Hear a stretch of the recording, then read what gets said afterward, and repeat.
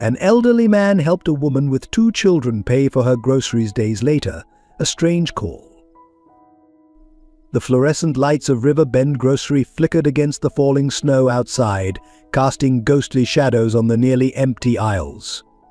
Henry Matthews stood motionless, his weathered hands gripping his cart as he watched a young mother at the register, her 2 small boys clinging to her coat.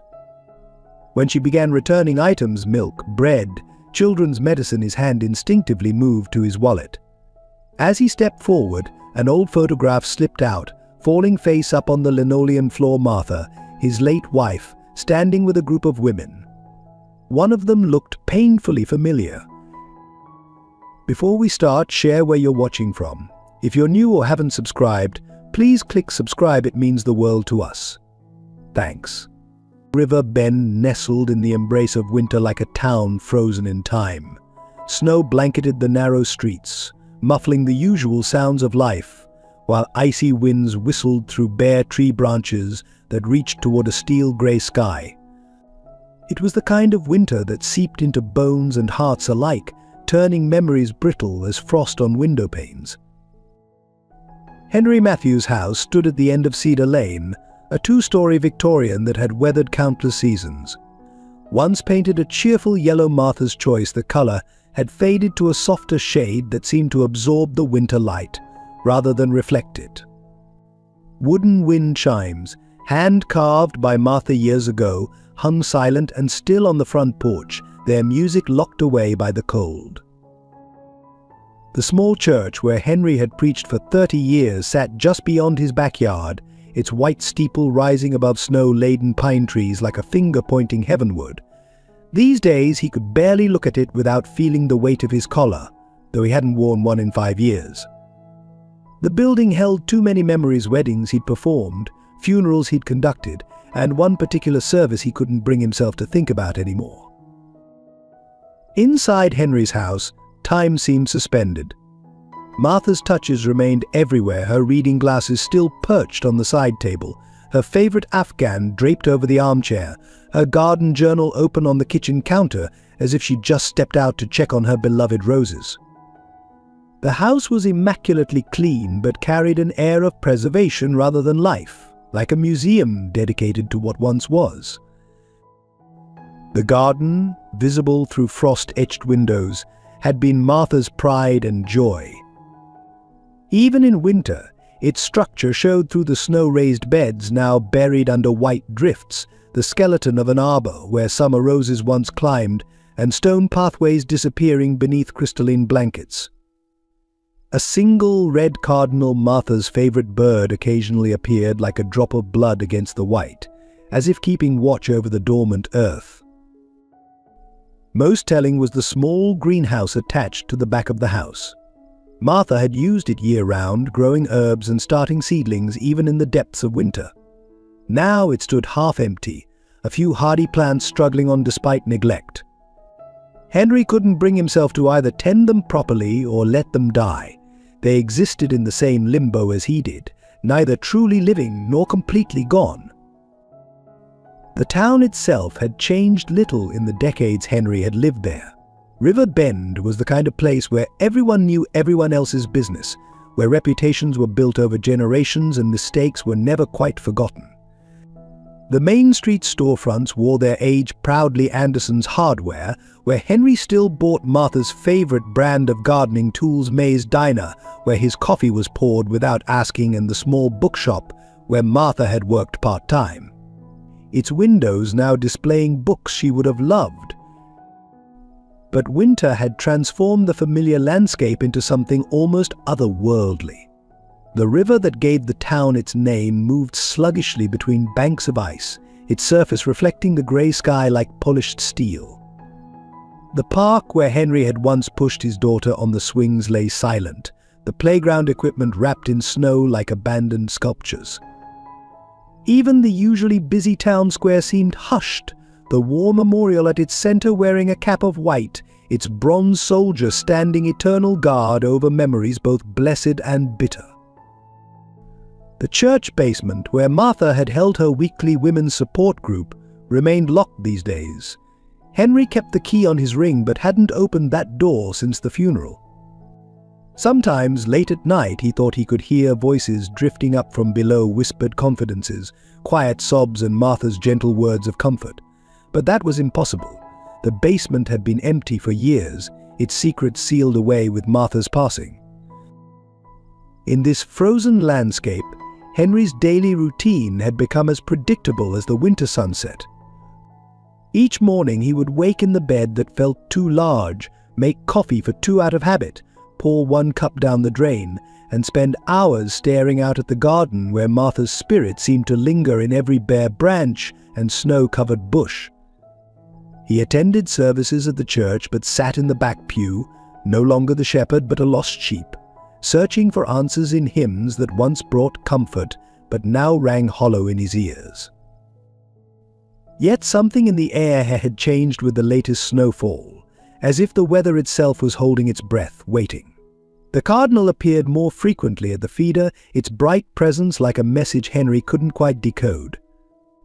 And in the greenhouse a single rose had bloomed out of season, its petals as white as the snow outside, defying the winter's grip with unexpected life. The photograph of Sarah sat on Henry's nightstand, untouched but unmissable, a smiling 17-year-old in her debate team blazer, dark hair falling past her shoulders, Martha's eyes shining from a face that echoed his own. He hadn't changed the frame in 12 years, since that rainy October night when her car never made it home from the championship debate. The official report said black ice, but Henry knew better. He'd seen the strange marks on the guardrail, heard the witnesses speak of another vehicle, dark and expensive, speeding away from the scene. Before Sarah's death, Henry had been River Ben's Rock, the pastor everyone turned to in times of crisis, the man whose faith could weather any storm. His sermons drew people from 3 counties over, not for their fire and brimstone, but for their quiet wisdom and unwavering hope. Martha had been his perfect complement, her practical compassion balancing his theological certainties. Together, they'd built more than a ministry, they'd created a sanctuary for the broken and lost. The crack in Henry's foundation began the night he had to bury his own daughter.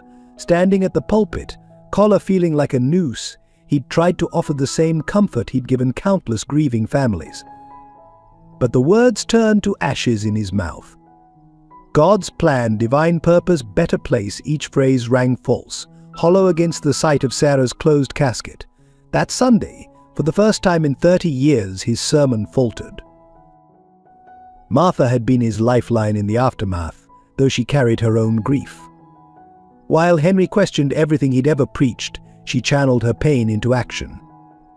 The women's support group started small, just 3 or 4 gathered in their basement, sharing coffee and whispered stories of abuse and fear. Martha never told Henry the details, honoring their confidentiality, but he would see them leave with straighter spines and lighter steps, as if they'd shed invisible burdens in that basement.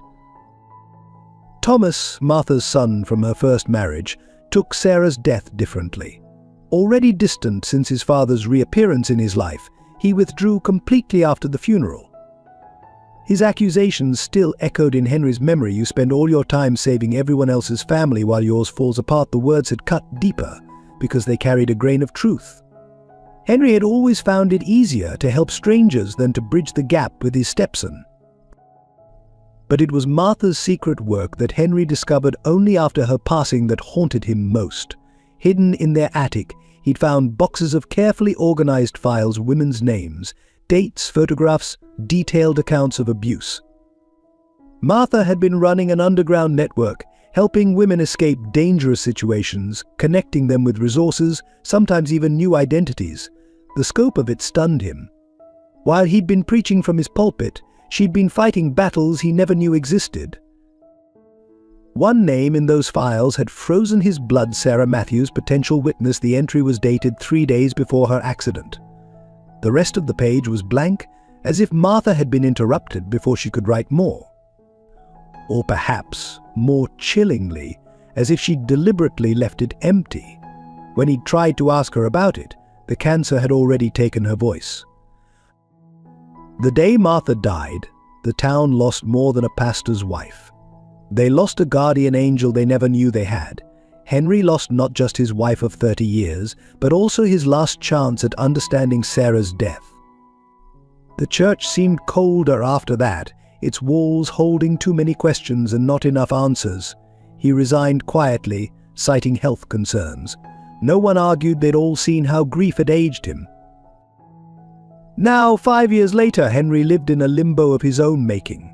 He still attended services, but sat in the back pew where Sarah used to fidget through his sermons. The collar hung in his closet, a relic of a faith that felt as distant as his daughter's laughter. Thomas visited at Christmas and Easter, brief, awkward encounters that served only to measure the growing distance between them. Yet Martha's work lived on in unexpected ways.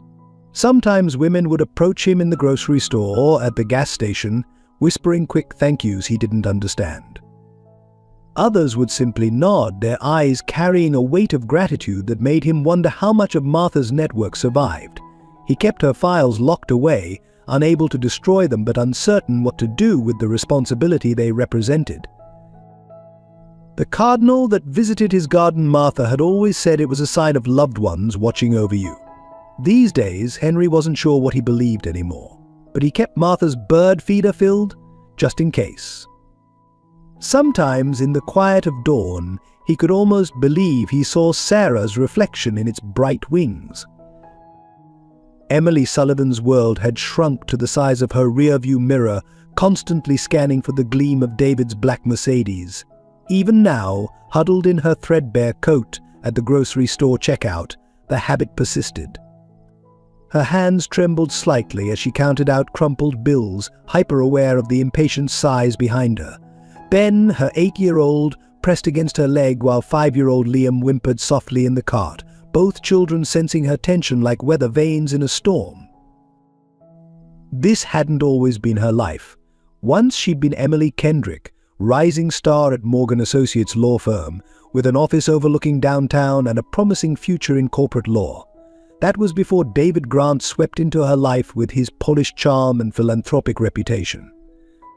Their whirlwind romance had made local headlines, the prominent businessman and the beautiful young attorney. She'd been so dazzled by his public persona that she'd missed the warning signs, his subtle control of her schedule, his gradual isolation of her from friends and family, his insistence that she leave her job to focus on their future. The first time he hit her, she'd been pregnant with Ben. The argument had been about dinner, something trivial, overcooked salmon perhaps. His apologies afterward were as precisely calculated as his rage had been, complete with roses and tears. She'd believed him, wanted to believe him, especially when he placed his hand on her swollen belly and promised to be better. By the time Liam came along, she'd learned to navigate the minefield of David's moods, to anticipate the storms before they broke. What haunted Emily most wasn't the abuse itself, but the memory of her sister Catherine. Katie had recognized David's type immediately. She'd been trying to leave an abusive relationship herself. "Be careful, Em," she'd warned over coffee, their last conversation. Men like that don't change, they just get better at hiding. 3 days later, Katie's car went off River Bridge in what police ruled an accident. Emily had seen David's slight smile at the funeral, and she knew. But proving it was another matter entirely. The irony wasn't lost on her that she'd once been the kind of lawyer who could have helped Katie. Now, she could barely afford milk for her boys. David's influence ran deep in River Bend, every job application mysteriously rejected, every apartment rental suddenly unavailable. He'd frozen her out of their joint accounts, tied up their assets in endless legal proceedings, and systematically destroyed her professional reputation with whispered rumors of mental instability and drug use. Ben had his father's dark hair, but Katie's gentle eyes, a combination that sometimes made Emily's heart ache. He'd grown too serious too soon, developing an almost preternatural ability to read moods and diffuse tensions. At 8, he shouldered responsibilities no child should bear, trying to protect his mother and brother with a fierce determination that both touched and terrified Emily. Liam, thank God, remembered less of the bad times. Still, he struggled with nightmares and separation anxiety. bursting into tears at sudden noises or raised voices. His kindergarten teacher had suggested counseling, but that required money and insurance, two things David had made sure Emily couldn't access. Their current home was a motel on the outskirts of town, paid for with what remained of Katie's life insurance money. Emily had chosen it carefully, single-story, multiple exits, helpful staff who didn't ask questions. Still, she knew it was temporary. David's reach was expanding like frost across a windowpane, gradual but relentless. Each day brought new pressures: the school questioning their living situation, social services making routine checks, David's lawyers filing motion after motion for full custody. The few allies she'd had initially had drifted away, worn down by David's subtle campaigns of intimidation or swayed by his public displays of concerned fatherhood. He played his role perfectly: the successful businessman worried about his children's welfare, the devoted father trying to protect his sons from their unstable mother. His charitable foundation's good works were regularly featured in local news, his donations to community causes strategically timed to maximize sympathy. Only Martha Matthews had seen through him. Emily had met her once, briefly at a women's shelter fundraiser. The pastor's wife had slipped her a card with a number just in case, her eyes conveying understanding that required no words.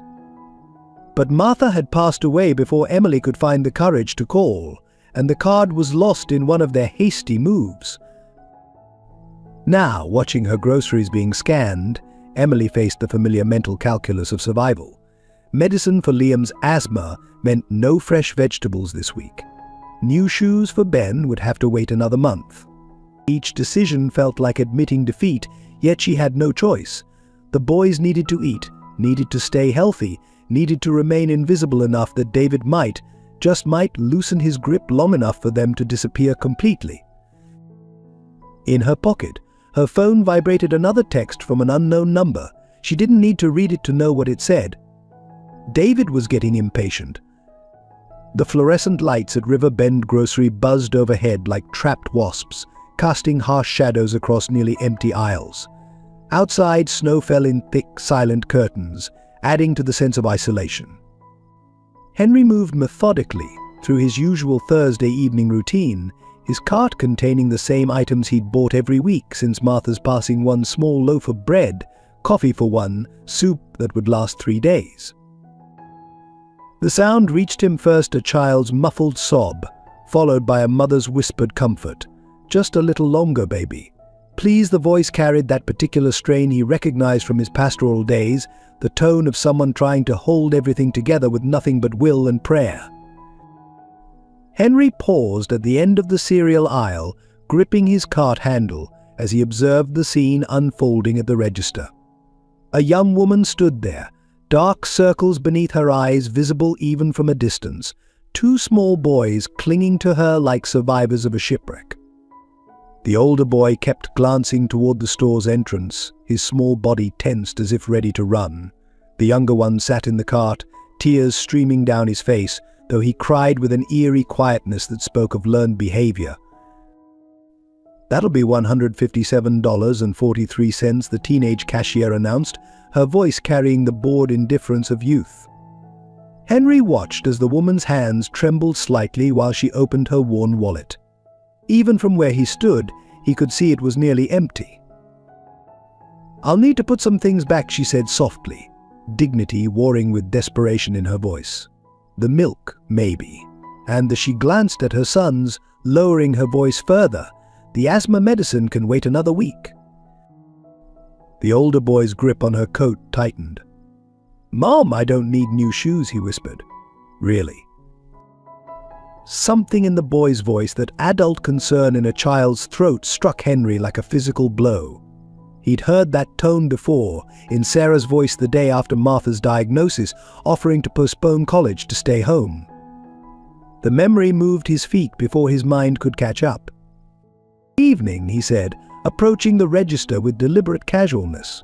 The woman startled slightly, instinctively pulling her children closer. The older boy shifted, placing himself between his mother and this stranger, another learned behavior that made Henry's heart ache. "Please," the woman began, "we don't need." "Let me help," Henry interrupted gently, already reaching for his wallet. "Martha, my wife, she always said a little kindness goes further in winter." The woman's eyes darted between Henry and the entrance, calculation and fear warring on her face. The cashier watched with renewed interest, her gum-chewing paused mid-snap. Behind them, the automatic doors whooshed open, letting in a blast of cold air that made the younger boy whimper. "I can't," the woman said, though her voice wavered. "You don't even know us." Henry pulled out his worn leather wallet, the one Sarah had given him on his 50th birthday.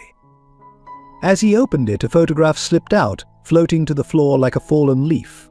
The older boy, quick as thought, bent to retrieve it. "Here, mister," he started, then stopped, staring at the image with sudden intensity. Henry knew what he saw: Martha, standing on the church steps with her women's group, sunlight catching her silver hair. But it was another face in the photograph that had captured the boy's attention, a younger woman with familiar eyes, her arm linked with Martha's. The boy's mother leaned down to look, and Henry heard her sharp intake of breath. "Katie," she whispered, so softly he almost missed it. Time seemed to pause, the fluorescent lights humming in the silence. Outside, the snow continued to fall, erasing footprints and softening edges. Inside, something shifted in the space between strangers, like ice cracking in spring. "I'm Henry," he said into that silence. "Henry Matthews." "Emily," she responded automatically, still staring at the photograph. "Emily Sullivan. And these are my boys, Ben and Liam." Henry nodded, then turned to the cashier. "We'll take it all," he said firmly, handing over his credit card. "The shoes too." As the cashier rang up the purchase, Henry noticed Emily's hands had stopped trembling. Ben still stood protectively close to his mother, but his shoulders had relaxed slightly. Little Liam watched the grocery bags being filled with the intensity only a hungry child can muster. "Thank you," Emily said finally, her voice thick with emotion she clearly fought to control. "But I don't know how." "You don't have to know," Henry replied, echoing words he'd heard Martha say countless times in that church basement. "Sometimes accepting help is all we can do." As they walked toward the exit, the snow swirling beyond the glass doors, Henry noticed the security camera in the corner blinking its red eye steadily. Later, he would remember this detail with a mix of gratitude and dread. The phone rang at 11:47 p.m., its shrill tone cutting through the winter silence like a knife. Henry sat in his usual chair, Martha's Bible open but unread in his lap, watching snow drift past the window. He hadn't expected any calls. Nobody called at this hour anymore, not since he'd retired from the ministry. His hand hesitated over the receiver, remembering too many late-night emergencies, too many tragedy bearing rings. "Hello," his voice cracked from disuse. "Mr. Matthews," the voice was barely a whisper, edged with desperation. It's Emily."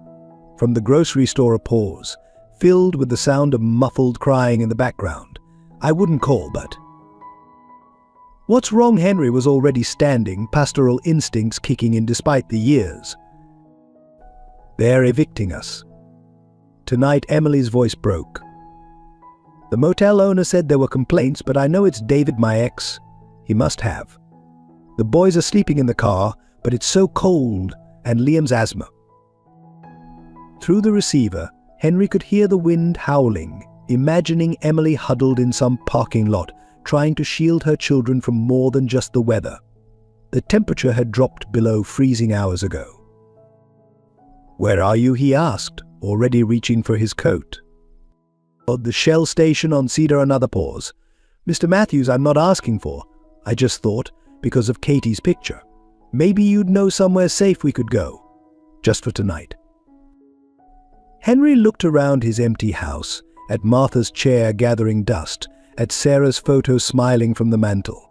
The cardinal that had been visiting his garden appeared at the window, impossibly bright against the snow-dark night, watching him with dark eyes.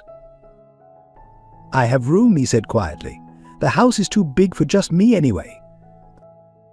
"Oh no, I couldn't." Emily started, but a fit of coughing in the background cut her off. "Liam, honey, try to breathe slowly, remember." Emily Henry's voice took on the tone he'd used countless times in council, firm but gentle. "Martha would never forgive me if I left children out in this cold. Neither would Katie." The silence that followed was heavy with unasked questions. Finally, Emily spoke, her voice small against the winter night. "Are you sure? People will talk." "Let them," Henry replied, thinking of the whispers that had already followed him since Martha's death, the sidelong glances when he sat alone in church. "I'll put the porch light on. Drive carefully." 20 minutes later, headlights swept across Henry's front window.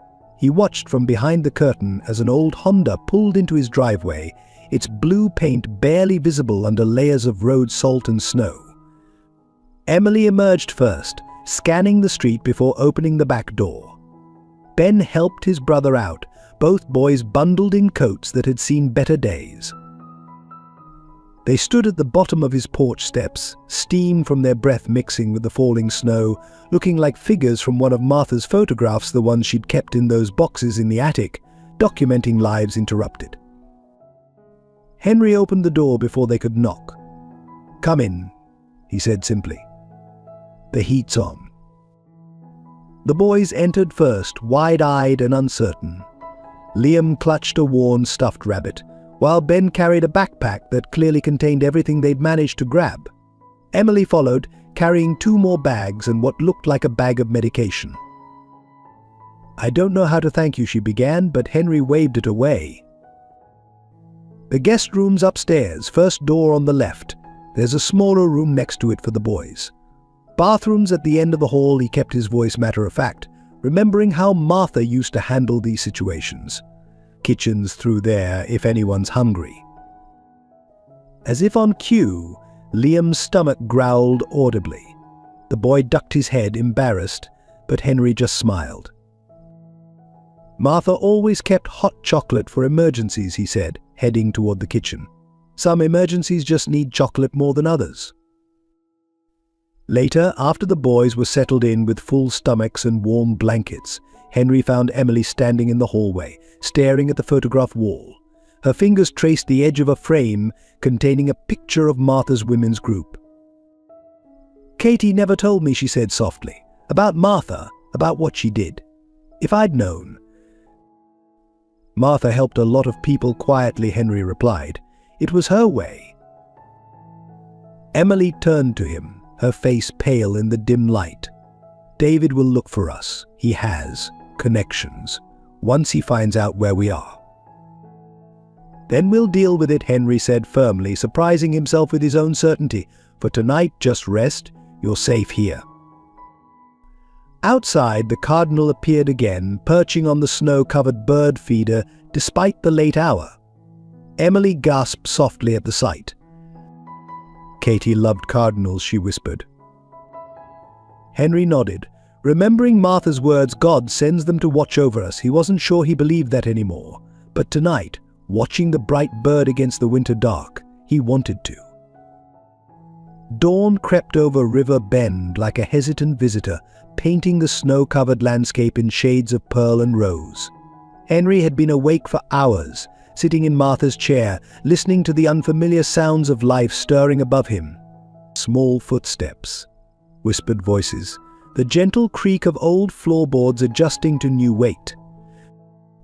The boy appeared, first Ben moving down the stairs with the careful quietness of someone used to making himself invisible.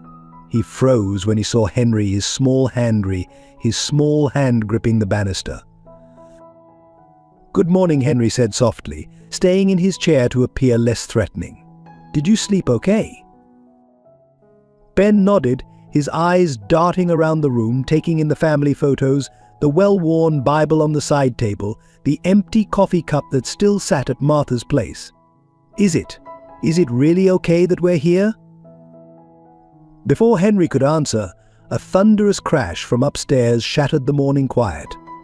Ben's body tensed like a bowstring, but Henry was already moving, taking the stairs 2 at a time, despite his aging knees.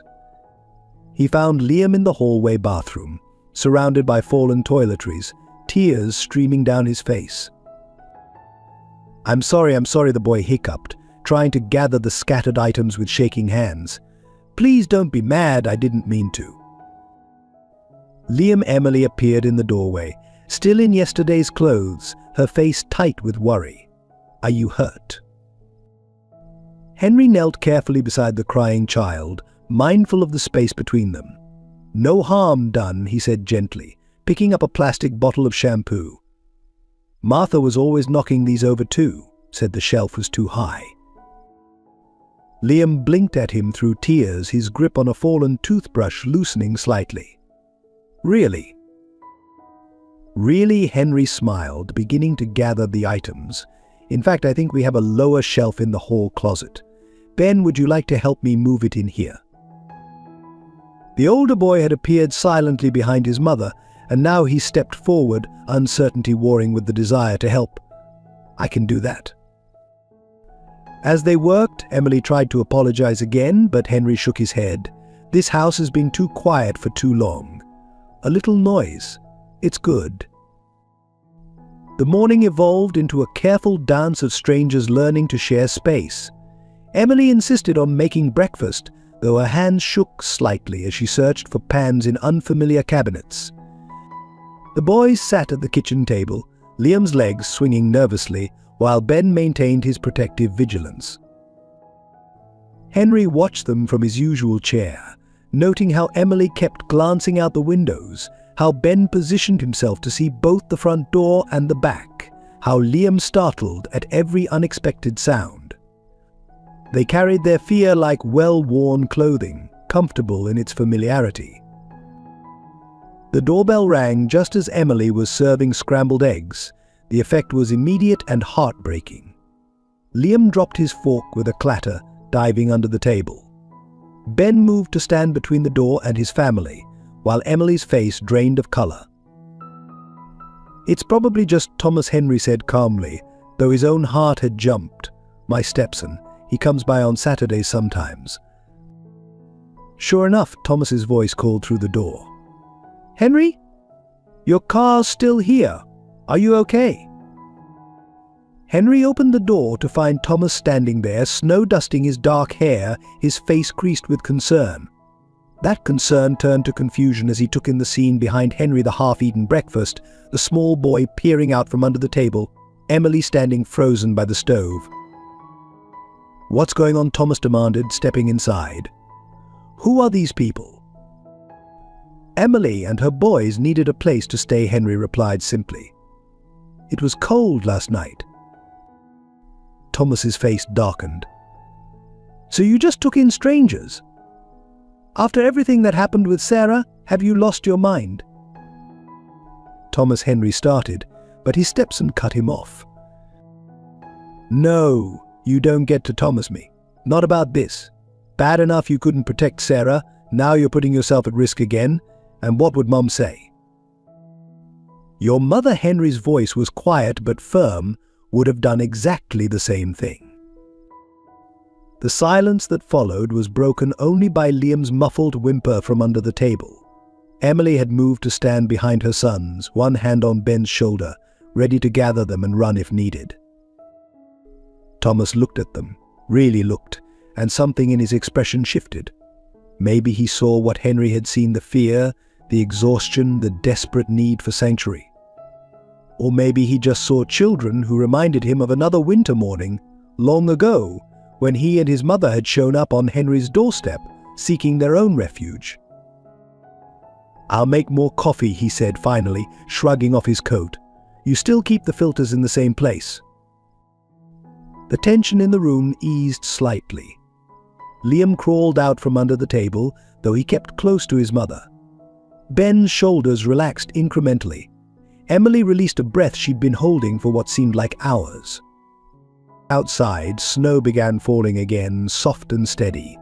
The cardinal appeared at the feeder, bright against the white world, as if approving this fragile new arrangement. Inside, the house seemed to exhale, its rooms filling with the subtle warmth of life returning after a long winter. But even as Thomas moved around the kitchen with familiar ease, even as the boys began to cautiously explore their new surroundings, Henry couldn't shake the feeling that this morning was just the calm before a gathering storm. Martha's last diary entry, hidden upstairs in his dresser drawer, weighed on his mind. Sometimes saving one person means facing the devil himself. He hadn't understood those words when he'd first read them. Now, watching Emily help her son settle into breakfast, he was beginning to. If this story has touched your heart and you'd like to hear more tales of hope, redemption, and the quiet heroes among us, please consider subscribing to our channel.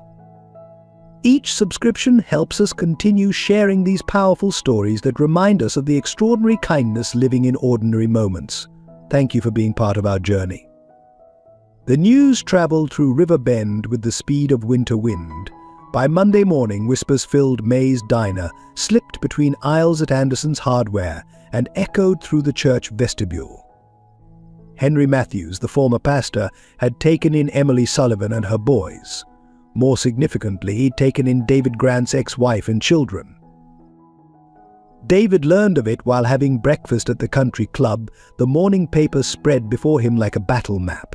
His secretary mentioned it casually, scrolling through her phone. "Isn't that your Emily?" she asked, showing him a social media post someone had spotted them at Sunday service, sitting in Henry's usual pew.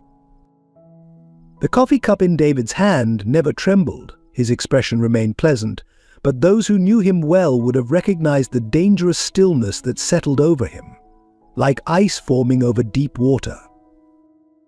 "How interesting," he said softly, his voice carrying the smooth polish of old money and practiced charm. "Henry Matthews, wasn't he the one whose daughter had that tragic accident years ago?" That afternoon he made 3 calls. The first to his private investigator, requesting everything on Henry Matthews, particularly regarding Sarah Matthews' death. The second to his contact at the police department, inquiring about the legality of a single man housing a woman and her children. The third to his lawyer, discussing custody arrangements and child welfare concerns. By evening he had a preliminary report. Henry Matthews, widower, former pastor, living on a modest pension. His daughter's death remained technically unsolved, though David noted with interest that the investigating officer had been reassigned shortly after questioning certain witnesses. Martha Matthews had been involved in women's advocacy work, the extent of which was oddly difficult to trace. Most intriguingly, Martha Matthews' women's group had once included Catherine Kendrick, Emily's dead sister. David stood at his office window, watching snow fall on his manicured lawn, and smiled. The pieces were arranging themselves beautifully. The confrontation, when it came, was carefully staged.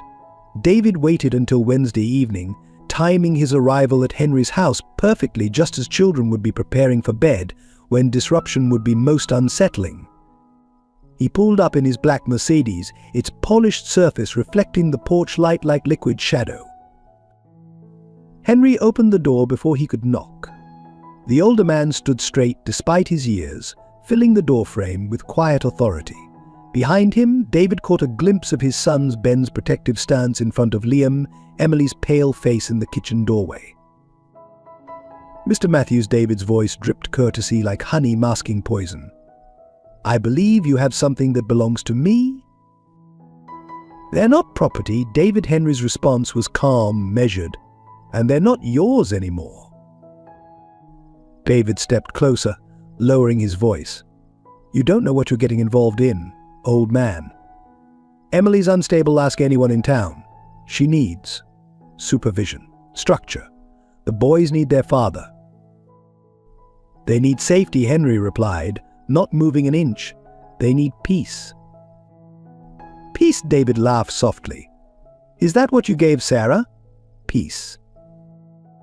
The blow landed. He saw it in the slight flinch around Henry's eyes, but the older man's stance didn't waver.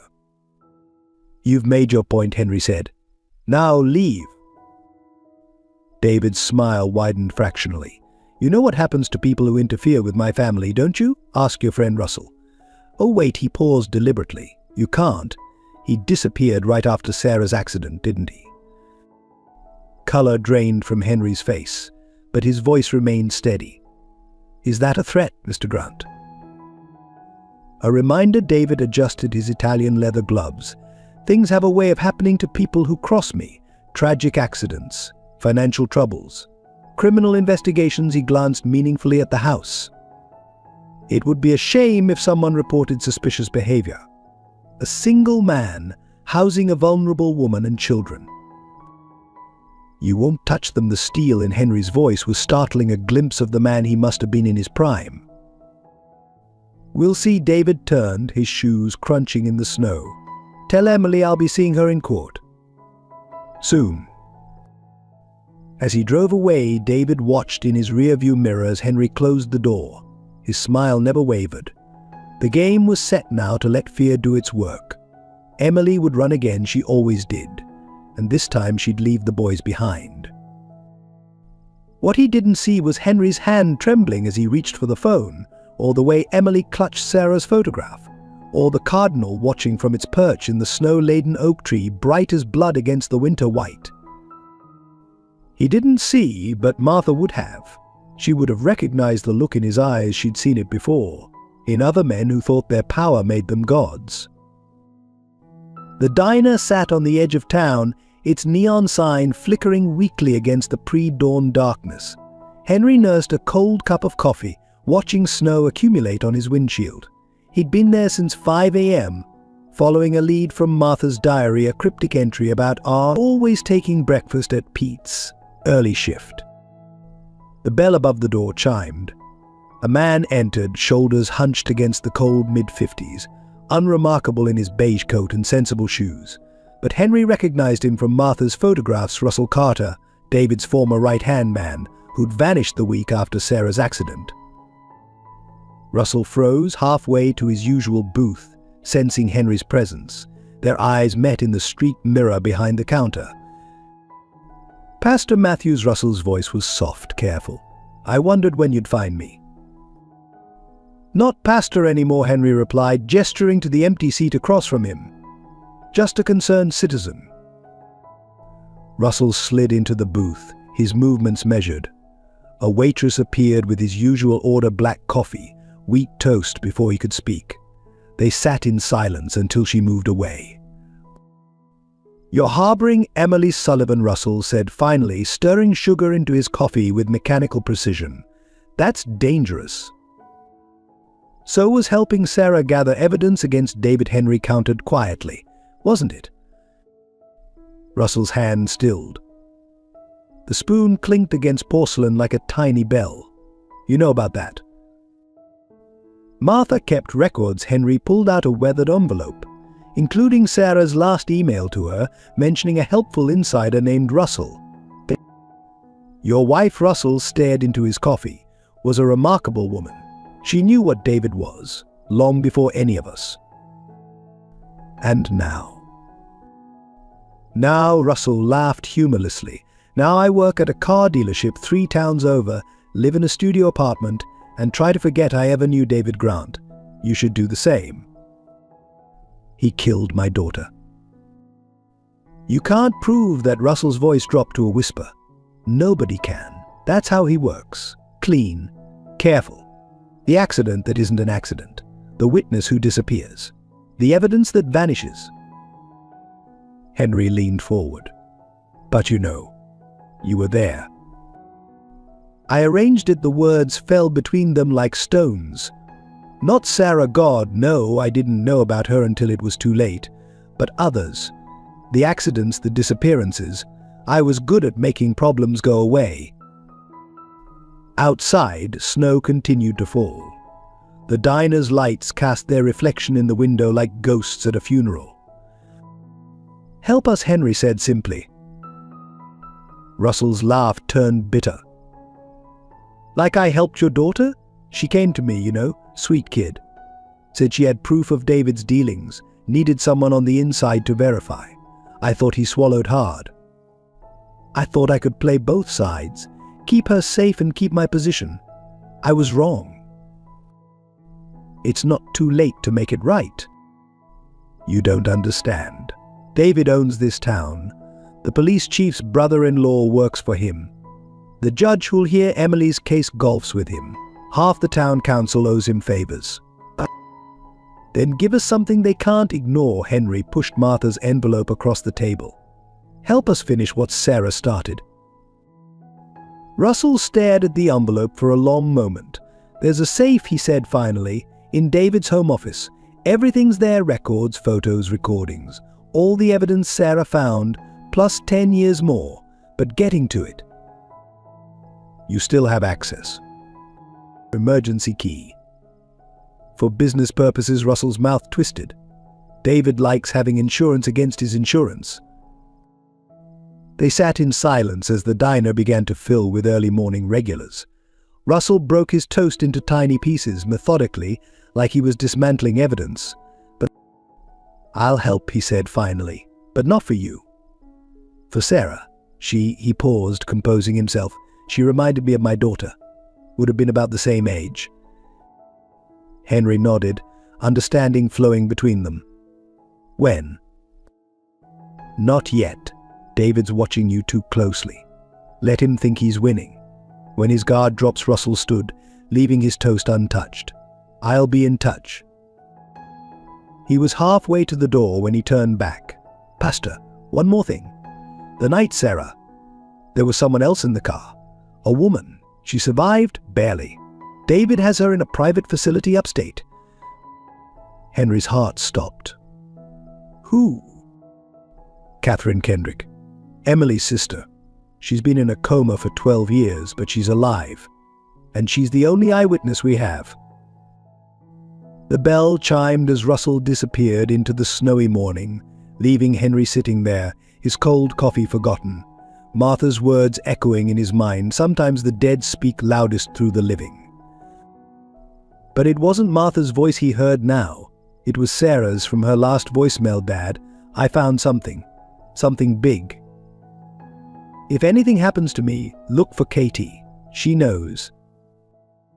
Outside, the cardinal landed on his snow-covered car, its red feathers bright as fresh blood against the white. Warning or promise, Henry couldn't tell. But for the first time in 12 years, he felt truly awake. The winter storm intensified through the afternoon, forcing Emily and the boys to stay indoors. Henry found them in Martha's greenhouse, where Emily was explaining to Liam why some plants still bloomed despite the snow. Ben stood by the old potting bench, running his fingers over the dried herbs hanging from the rafters. Your wife kept such detailed notes, Emily said, holding up Martha's gardening journal. Each plant, when it was planted, what it was planted, what it was used for. Henry nodded, noticing how the greenhouse's warmth had brought color back to Emily's cheeks. Martha believed every plant had a purpose, some for healing, some for... He stopped abruptly, remembering the hidden section of the garden, the plants Martha had grown specifically for women who needed to disappear. Ben had wandered to the back wall, where Martha's old tool chest stood. What's this, he asked, pulling at a drawer that seemed stuck. Careful, Henry started, but the drawer had already sprung open with a crack. Papers spilled out, not garden notes, but something else. Photographs, letters, documents. Emily picked up the nearest photo and gasped. It showed Katie younger, smiling, standing in this very greenhouse. Next to her was Martha, both of them surrounded by small potted herbs labeled in Martha's careful handwriting: valerian for sleep, St. John's wort for healing, chamomile for courage. I don't understand, Emily whispered, her hands trembling. Katie never told me she knew your wife. Henry took the photo, memories flooding back. Martha ran a different kind of garden for women who needed to disappear. Katie came to her about 3 weeks before the accident. Ben had found something else, a thick manila envelope marked SM. Evidence inside were photographs David's office building at night, men in suits exchanging briefcases, accounting ledgers showing impossible numbers. And tucked behind them all, a handwritten note in Sarah's familiar script. Mum K showed me everything. It's worse than we thought. D isn't just hurting women, he's using the foundation to launder money. Going to meet R tonight for final proof. If anything happens, the real records are in his office safe. Love you, S. The date was the night Sarah died. But Emily sat heavily on Martha's old garden stool, another photograph clutched in her hand. This one showed Katie in what looked like a hospital room, tubes and monitors surrounding her. The date stamp was from last month. She's alive, Emily's voice cracked. All this time, David said. He told everyone. Russell told me this morning, Henry said quietly. She's in a facility upstate. In a coma, but alive. The only witness to Sarah's accident. Not accident, Ben's voice was small but certain. He held up another photo, this one showing a damaged guardrail, tire tracks in mud, and something else, a familiar black Mercedes in the background. The greenhouse fell silent except for the soft patter of snow on glass. Liam had curled up in Martha's old chair, clutching his rabbit, sensing the weight of what they'd discovered. Martha knew, Henry said finally. She was gathering evidence, building a case. But then the cancer, he trailed off, remembering those final months, how Martha had tried to tell him something, but the pain medication had made her words confused. That's why she helped women escape, Emily realized. She wasn't just hiding them from abusive husbands. She was protecting them from David. And now he's after you, Henry said softly. Emily stood, maternal instinct overtaking fear. We have to leave. If he finds out we know about Katie. No, Ben's voice was surprisingly firm. Mom, we can't run anymore. We have to help Aunt Katie. Henry looked at the boy, really looked at him, and saw Sarah's determination in his stance. Ben's right. Running won't stop David. But maybe he gathered the scattered evidence, mind working. Maybe we can finish what Martha and Sarah started. How, Emily asked. He owns everyone in town. Not everyone. Henry picked up Martha's journal, turning to the back where she kept her contact list. Some of these women Martha helped. They've become powerful themselves. Judges, journalists, FBI agents. We just need to reach them. A sudden gust rattled the greenhouse windows, making them all jump. But there, perched on the snowy sill, was the cardinal watching them with bright, knowing eyes. Mom, Liam spoke for the first time, pointing at the bird. Aunt Katie loved cardinals. She said they were angels watching over us. Emily gathered her sons close, tears falling freely now. Then maybe it's time we let them help us fight back. Henry stood in Martha's greenhouse, surrounded by her plants, her evidence, her legacy of protection and justice. Outside, the storm raged, but in here, something was growing, something stronger than fear, more powerful than David's money and influence. Hope, Henry realized. Martha had planted hope here, and even in the depths of winter, it was finally blooming. The first morning of their second week, Henry woke to the smell of coffee and the sound of muffled laughter.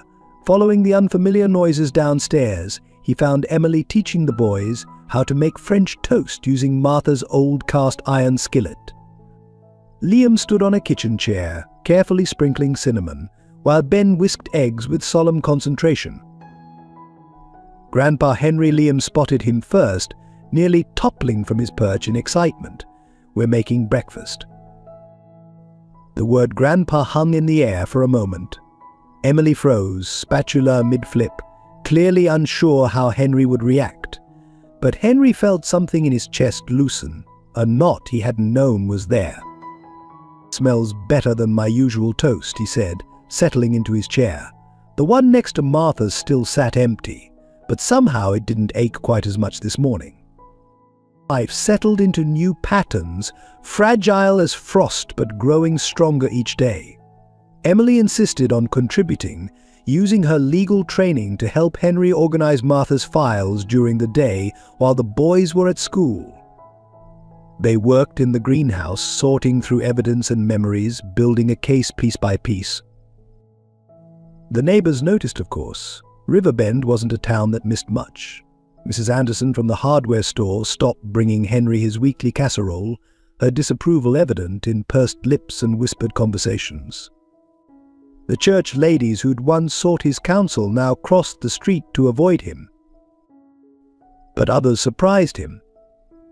May from the diner started sending extra cookies home for those growing boys. Old Jim Taylor, who'd lost his wife the same year as Martha, dropped off a box of his boys' old winter clothes without a word. And though some parents pulled their children away, Ben and Liam gradually made new friends, kids who didn't care about adult prejudices. The town divided itself quietly but definitively. Those who believed David's carefully crafted narrative of a concerned father and unstable ex-wife. Those who remembered Martha's quiet work and chose to trust Henry's judgment. And those who watched and waited, reserving judgment but noting every detail. One Sunday morning, as they walked to church through fresh snow, an SUV slowed beside them. Henry tensed, instinctively moving between Emily and the vehicle, but it was just Thomas, looking uncomfortable but determined.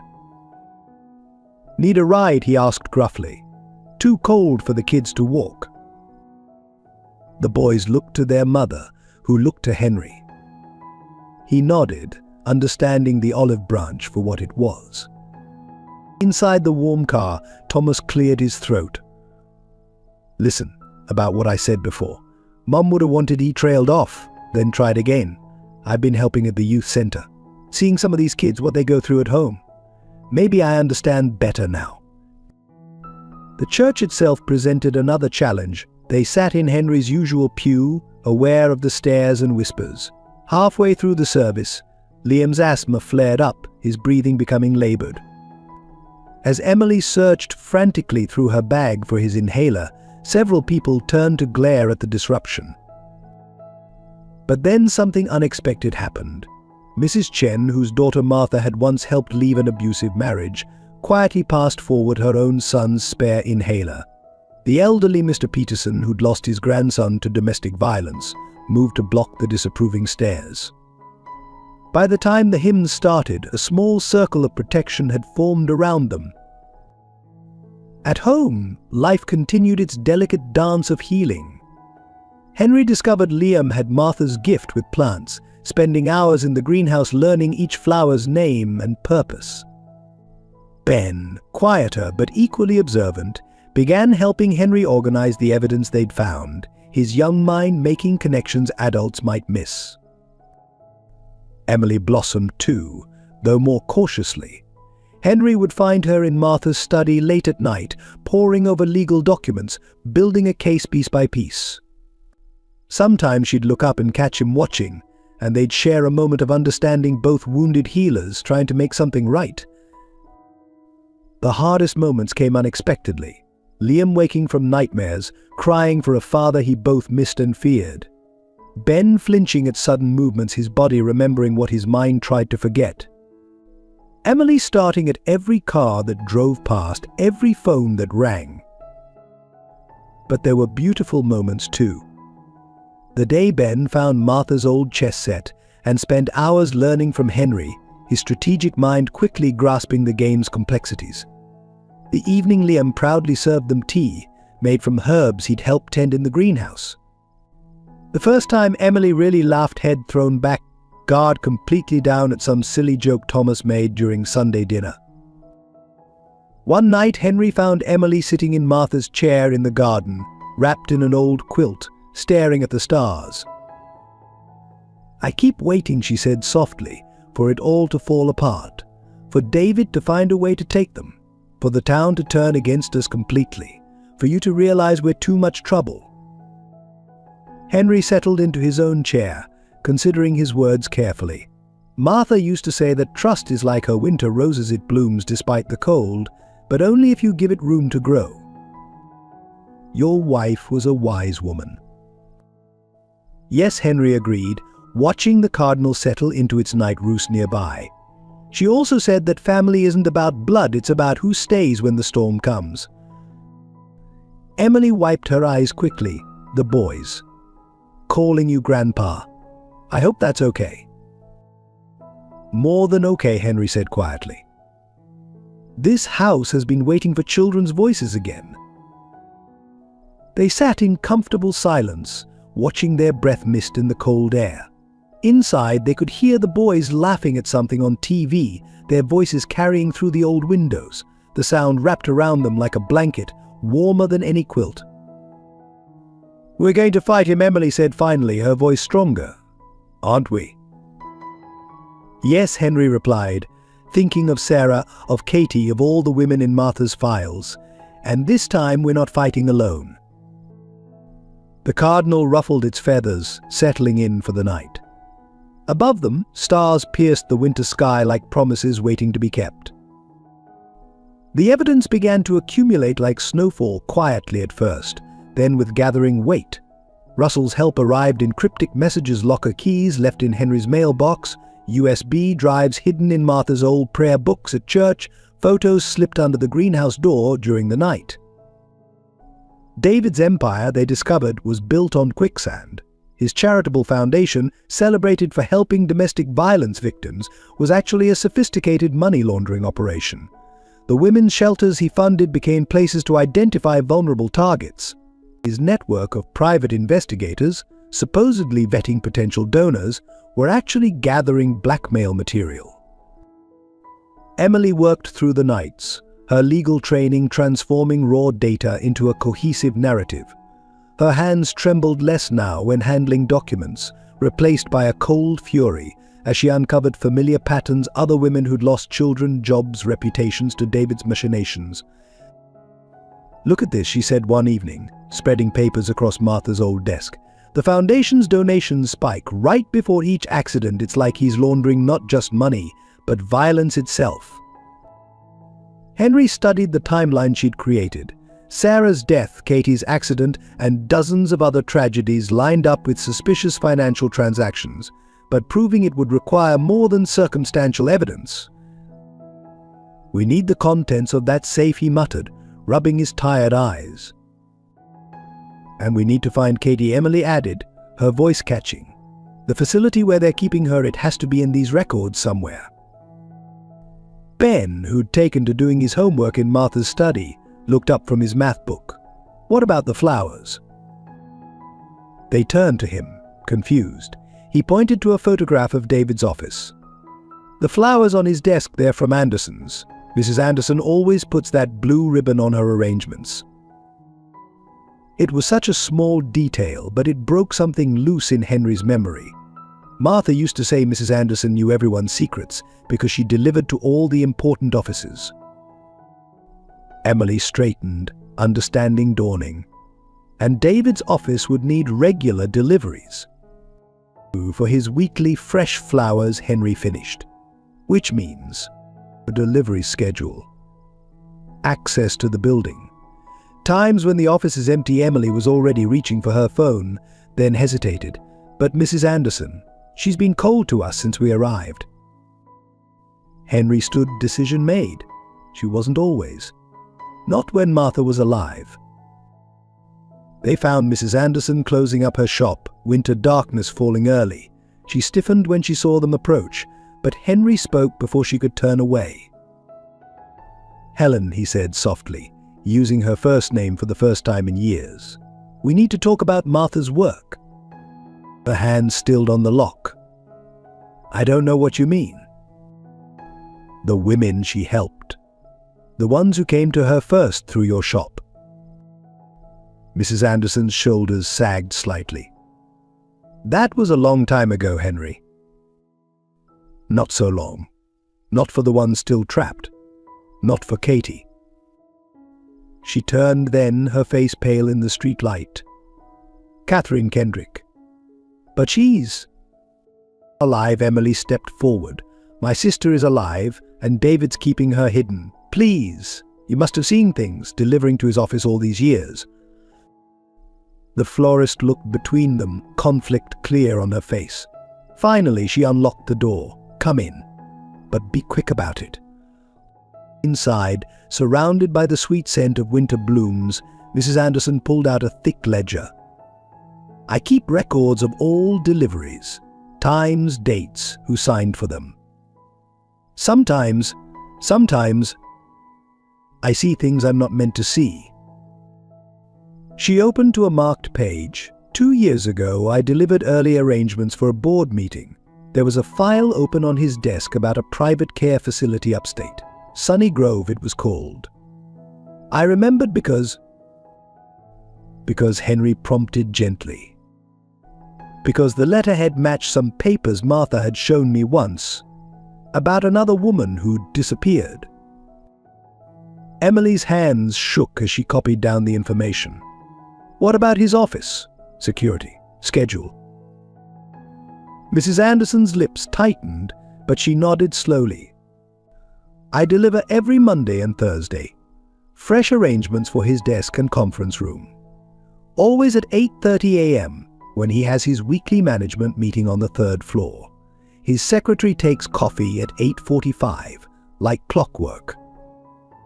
The security cameras. She paused, then seemed to make a decision. The security cameras loop for 3 minutes during system backup. Every day at 8:40 a.m. Helen Henry reached for her hand. Thank you. She pulled away, but her eyes were wet. Don't thank me. I should have said something years ago. When Catherine, she straightened her shoulders. Martha would be proud of you both. Just be careful. David, he notices things, small changes. They left with delivery schedules, building layouts, and something more valuable, an ally who saw everything and said nothing but remembered it all. That night, after the boys were asleep, Emily and Henry sat in the greenhouse, adding Mrs. Anderson's information to their growing case file. It's not enough, Emily said frustratedly. Even with Russell's evidence, even knowing where Katie is, we need what's in that safe. Proof that connects everything. We'll get it, Henry assured her, though his stomach churned at the thought of what that might require. A sudden movement caught their eye, the cardinal, landing on the greenhouse roof despite the late hour. Through the frosted glass, its shape looked almost like a hand pointing toward the old tool chest. Emily opened the drawer they'd found Martha's files in, reaching deeper this time. Her hand caught on something, a small key taped to the back. Henry, she breathed. Look at the marking. He squinted at the worn metal, then sat back heavily. On the key's head was a familiar logo, the same security company that protected David's office building. Martha's final gift to them, hidden away like a seed waiting for spring. Now they just had to decide whether to use it and who to trust with their one chance at justice. The coldest winter in decades gripped River Bend like a fist, bringing with it new trials. The old house's heating system groaned under the strain, forcing them to cluster in the kitchen and greenhouse for warmth. Emily stretched her meager savings to cover rising utility bills, while Henry pretended not to notice when she skipped meals to ensure the boys had enough. School became its own battlefield. Ben's grades began to slip, not from lack of ability but from the weight of watchful eyes. Some teachers who attended David's church and believed his version of events marked him more harshly. Others, remembering Sarah's bright mind, tried to protect him but only drew more attention to his situation.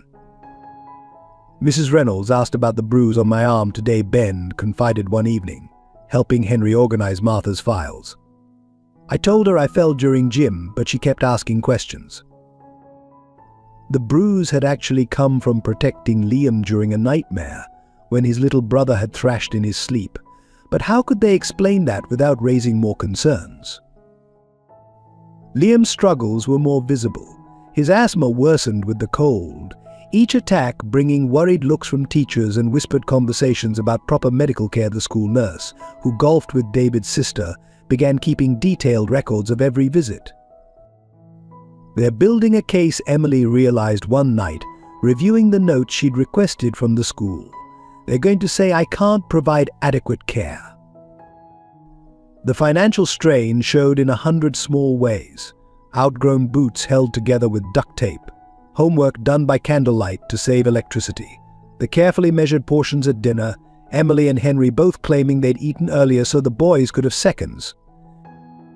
But winter brought gifts too, unexpected moments of grace in the frozen days.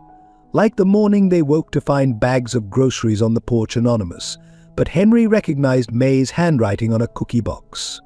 Or the day Liam's teacher, Mrs. Chen, quietly slipped an extra inhaler into his backpack just in case. The greenhouse became their sanctuary. Even on the coldest days, Martha's careful planning kept it warm enough for the plants to thrive. Emily started an indoor vegetable garden, small but providing fresh food when their budget was tightest. Liam discovered he could breathe easier among the growing things, while Ben found peace tending the herbs his aunt had once used. Henry watched them work, seeing Martha's gentle spirit living on in their careful hands. But he also noticed how Emily jumped at every car door, how Ben positioned himself between windows and his family, how Liam struggled to sleep without his mother in sight. The town's division grew starker as winter deepened. Some neighbors turned away when they passed. Others made a point of speaking loudly about proper family values and children's welfare, but a quiet resistance formed two small kindnesses left like breadcrumbs in the snow. Thomas surprised them all by becoming their strongest defender. He started attending every school event, his presence a silent challenge to anyone who might question the boys' new family structure. When the church council suggested Emily's family might be more comfortable. At another congregation, Thomas stood up and quoted scripture about caring for widows and orphans until they backed down. Mom would have done the same, he told Henry gruffly. Took me too long to remember that. But the hardest challenges came at night when defenses were lowest and fears crept in like frost. Henry would find Emily in Martha's study at 3 a.m., surrounded by legal papers, dark circles under her eyes. Or hear Ben comforting Liam after another nightmare about their father. One particularly brutal night, with the wind howling like lost souls, they all ended up in the kitchen. Henry made hot chocolate the way Martha used to, with real milk and a pinch of cinnamon. Liam curled in Emily's lap, while Ben pressed against her side, both boys finally relaxing as Henry told stories about Sarah's childhood adventures. Did she win? Liam asked sleepily, after a tale about Sarah's first debate competition, even though everyone thought she couldn't. She did. Henry smiled, catching Emily's eye, because she knew the truth was stronger than fear. Later, after the boys were asleep, Emily helped Henry clean up. Sometimes I think we should leave, she admitted quietly. Find somewhere David can't reach. You've done so much already, risked so much. Martha used to say that running from evil only gives it more territory, Henry replied, hanging up the dish towel. Besides, you're family now, and family stands together. The cardinal appeared at the window then, despite the late hour and storm. Its red feathers glowed against the darkness like a beacon. Katie loved storms, Emily whispered, watching the bird. Said they reminded her that even the scariest things pass. Eventually she straightened her shoulders. We're going to find her, aren't we? No matter what it costs. Henry thought of Sarah, of Martha, of all the women who'd sought shelter in this house over the years. Yes, he said simply. We are. They stood together in the warm kitchen, listening to the storm rage outside and the soft sounds of sleeping children upstairs. The old house creaked and settled around them, but it held firm against the wind. Like them, it had weathered worse storms than this. In the study, Martha's files waited with their burden of truth. In the greenhouse, spring seeds lay dormant, holding promise of renewal. And somewhere upstate, Katie slept her unnatural sleep, keeping secrets that could bring David's empire crashing down. They just had to survive the winter first. Outside, the cardinal remained at its post, watching over them all with bright, knowing eyes.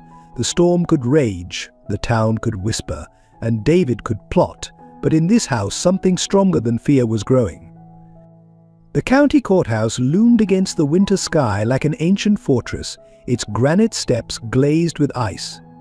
Emily clutched a folder of evidence to her chest while Henry helped the boys navigate the treacherous approach. Inside, the marble halls echoed with whispers that followed them like shadows. David was already there, holding court in the lobby with his usual entourage: expensive lawyers, character witnesses, and sympathetic reporters from the local paper. He'd orchestrated the scene perfectly, the concerned father in a perfectly tailored suit, his charitable foundation's pin glinting on his lapel. "Ready," Henry murmured, feeling Emily tremble beside him. Before she could answer, Russell appeared at the far end of the hall. Their key witness, the linchpin of their case. He caught Henry's eye and nodded slightly. But something in that nod sent a chill down Henry's spine. It was too deliberate, too practiced. Judge Eleanor Martinez presided, her silver hair pulled back severely, her reputation for fairness their only hope. The gallery filled quickly, half with David's supporters, half with the smaller but determined group including Thomas, May from the diner, and Mrs. Anderson clutching her delivery logs.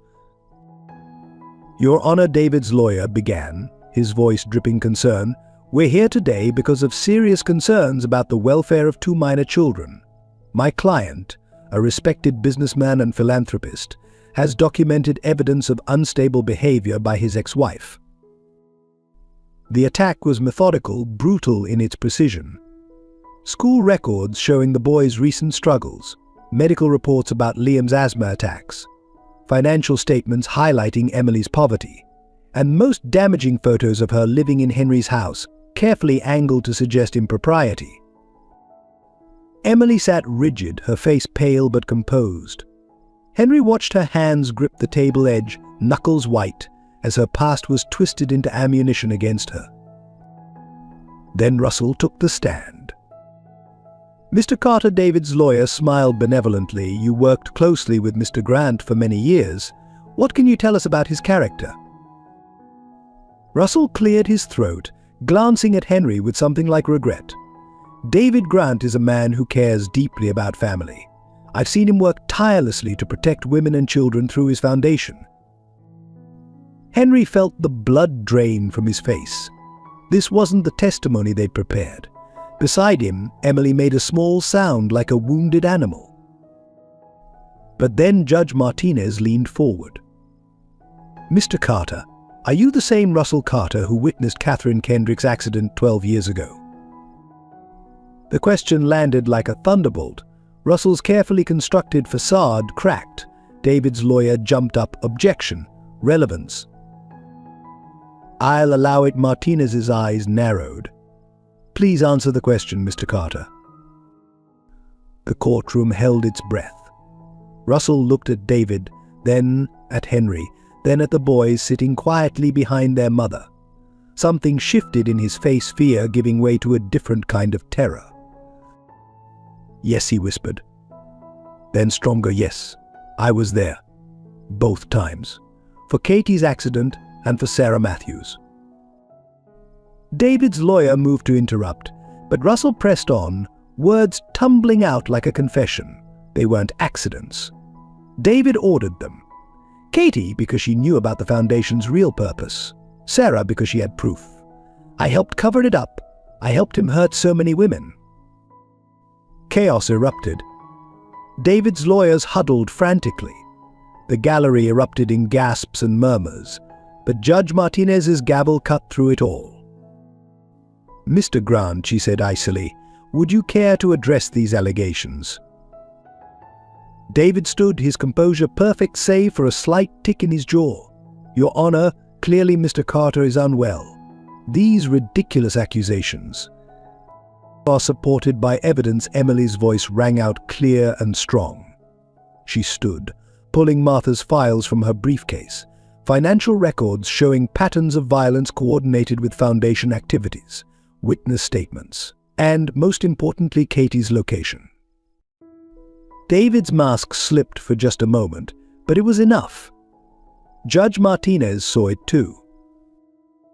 "Your Honor," Emily continued, her lawyer's training taking over, "I move to enter into evidence documentation proving that Catherine Kendrick is alive, being kept in a private facility under Mr. Grant's control, and has been for 12 years. The courtroom exploded again. But through the chaos, through David's controlled denials and his lawyer's objections, one small voice cut through it all. "He hurt my mom." Everyone turned. Ben stood, his small frame straight as an arrow, Katie's eyes blazing in his father's face. I saw him. When he thought we were sleeping, he hurt her and said it was her fault, just like he hurt Aunt Katie and Sarah, and he'll keep hurting people unless somebody stops him. Liam reached for his brother's hand. Together they faced their father without flinching. Judge Martinez studied them for a long moment, then turned to David. "Mr. Grant, given these serious allegations, I'm ordering an immediate investigation into the Sunny Grove facility. Furthermore..." She never finished. David, his perfect control finally cracking, surged forward. "You can't. Those records are private. You have no right." Dad Ben's voice was quiet but carried to every corner. "Mom always said the truth comes out in the end, like water under ice in spring." David stared at his son as if seeing him for the first time. In that moment of distraction, Russell moved, pulling a final USB drive from his pocket and sliding it to the bailiff. "The security footage," he said clearly, "from both accidents. I kept copies. I kept everything." Judge Martinez's next words were drowned out by the sound of handcuffs clicking around David's wrists. Emily gathered her boys close as their father was led away, his expensive suit suddenly looking like the costume it always had been. But Henry barely saw it. His eyes were fixed on the courtroom window, where the cardinal sat in the snow-covered branches of an old oak tree. Just for a moment he could have sworn he saw Sarah smile. While David was being processed at the county jail, Henry led Emily and the boys through the silent house to Martha's study. The room had remained largely untouched since her death, preserved like a museum of memories. But now, with trembling hands, Henry unlocked the bottom drawer of her desk, the one he'd never had the courage to open before. Martha kept everything, he explained, pulling out a thick leather journal. Every woman she helped, every secret she uncovered. But this was her personal record. Emily sat beside him, the boys pressed close on either side, as Henry opened the journal to a page marked with a pressed cardinal feather. Martha's elegant handwriting filled the pages. "Katie came today, another victim of David Grant. Though she doesn't want Emily to know, she's gathering evidence about his foundation, how he uses it to identify vulnerable women, how the money moves through shell companies. She's scared but determined. Reminds me of Sarah." But Emily's breath caught. Henry turned the page. "Sarah's joined our cause. She has her father's sense of justice and my stubborn streak. Together with Katie, they might actually bring David down. But I'm worried. He's noticed them asking questions. Russell warned me today that David's getting suspicious." The next entry was dated 3 days before Sarah's death. "Katie has proof, real proof. Financial records, witness statements, everything. Sarah's meeting Russell tonight to verify the last pieces. I should tell Henry, but the cancer makes it hard to think clearly. If anything happens, the evidence is hidden in." The writing became shaky, trailing off into an illegible scrawl. The next entry was in different handwriting, Sarah's. "Mom's too sick to write, but I need to record this. Katie showed me everything. The foundation is worse than we imagined. David isn't just hurting women, he's systematically destroying anyone who might expose him. I have to stop him. For you, Mom, for Katie, for all of them." That was the last entry before Sarah's accident, but there was one more, dated the day before Martha died, her handwriting barely legible. "Henry, my love. If you're reading this, I'm sorry I couldn't tell you everything. The cancer took my voice, but not my purpose. Look behind the greenhouse roses, the white ones Katie planted. Sarah's final proof is there, waiting like a seed in winter. And Katie, sweet Katie, she's alive. David thinks keeping her alive gives him leverage, but she's actually his weakness. The truth sleeps with her, waiting to wake. Trust the cardinal, it will show you the way." Ben wiped tears from his eyes. That's why the cardinal keeps appearing. Grandma Martha sent it. But Henry smiled gently. Your grandmother believed cardinals were messengers from those we've lost, signs to help guide us home. Emily was already on her feet. The white roses. We need to check them now. In the greenhouse, under the soft glow of winter sunset, they found it. Behind the rose bushes Katie had indeed planted years ago. Martha had hidden a waterproof container. Inside was a USB drive, photos, and a handwritten confession from Russell dated the day of Sarah's accident. But most importantly, there was a detailed map of Sunny Grove facility, with Katie's exact location marked. Martha had known all along, had been protecting this information until the right moment. She knew, Emily whispered, holding the map like it might dissolve. She knew Katie was alive, knew we'd need this someday. Mom Liam tugged at her sleeve, pointing at the window. The cardinal sat there, watching them with bright eyes. Henry felt tears on his cheeks. Martha used to say that love is like her winter roses. It might look dead on the surface, but underneath it's just waiting for the right moment to bloom. Thomas appeared in the greenhouse doorway, his face flushed from the cold. The police are heading to Sunny Grove now. Judge Martinez issued an emergency order. Do you want to? Yes, Emily stood, gathering her children close. We need to be there when they find her. As they prepared to leave, Henry lingered in the greenhouse for a moment. The cardinal hopped closer, tilting its head as if in question. You were right, Martha, he whispered. About everything. About David, about Katie.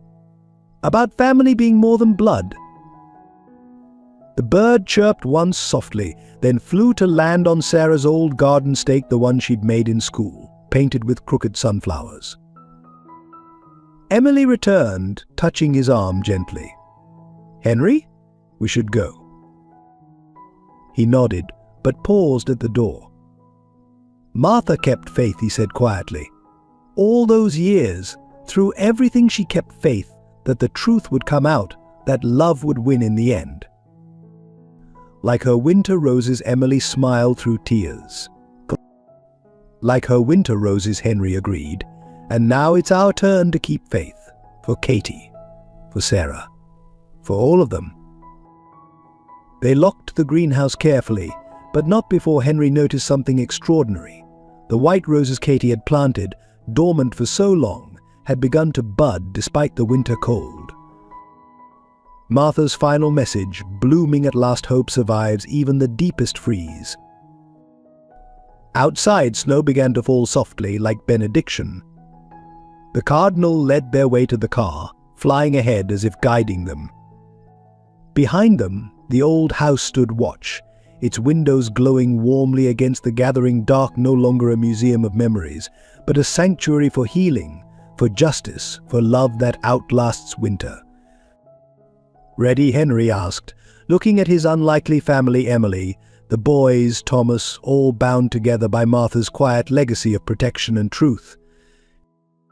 Ready, they answered together, as the cardinal soared ahead into the winter twilight, leading them to Katie, to justice, to whatever waited at Sunny Grove. Martha's last roses bloomed behind them, white as truth against the darkness, promising spring, even in winter's heart. The old church basement smelled of coffee and tension. Every folding chair was filled, David's supporters on one side, Emily's on the other, with a wary no man's land between them. The emergency congregation meeting had been called to address the situation after David's arrest, but everyone knew it was really about choosing sides. Pastor Roberts, David's hand-picked successor after Henry's retirement, stood at the podium looking uncomfortable. We're here to discuss our response as a church community to recent allegations. Thomas stood abruptly. My father is in jail. Katie Kendrick has been found alive. These aren't allegations anymore. A murmur rippled through the crowd. MS Winters, David's most vocal supporter, rose with practiced dignity. David Grant has been a pillar of this community. His foundation has helped countless women. Are we really going to turn our backs on him based on the word of an unstable ex-wife and a disgraced pastor? The words hit Henry like physical blows, but he remained seated, watching Emily comfort Liam, who had started wheezing at the tension. Ben sat straight back beside them, his young face set in lines too old for his years. Martha trusted Emily. Mrs. Anderson's quiet voice carried from the back, and Martha never trusted wrong. Martha's dead, someone countered, and her husband's harboring a woman of questionable character. Stop it! The shout came from an unexpected source. Rose Chen, usually so soft-spoken, stood trembling. I never told anyone.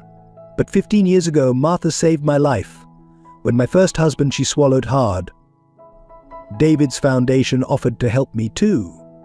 But Martha saw through him, got me out before I could become another accident.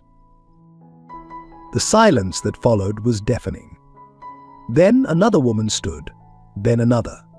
Like winter ice breaking, stories began to flow, tales of Martha's quiet intervention, of David's hidden threats, of a pattern spanning decades. He promised to fund our women's shelter, the current director admitted, but there were conditions. We had to report when certain women checked in, share their information. The foundation's legal team offered to help with my divorce, another woman added, then used everything I told them against me. Pastor Roberts tried to regain control. These are serious accusations. No, Henry finally rose, his voice carrying the weight of 30 years at that pulpit. These are confessions, and it's time this church heard them. He moved to the front, feeling Martha's presence with every step. This church was meant to be a sanctuary. But we let evil take root here because it wore a suit and wrote big checks. We chose comfort over courage. I chose it too after Sarah died. After Martha. He paused, gathering strength, but Martha never stopped fighting. Even when cancer took her voice, she kept protecting, kept witnessing, kept believing that truth would eventually win.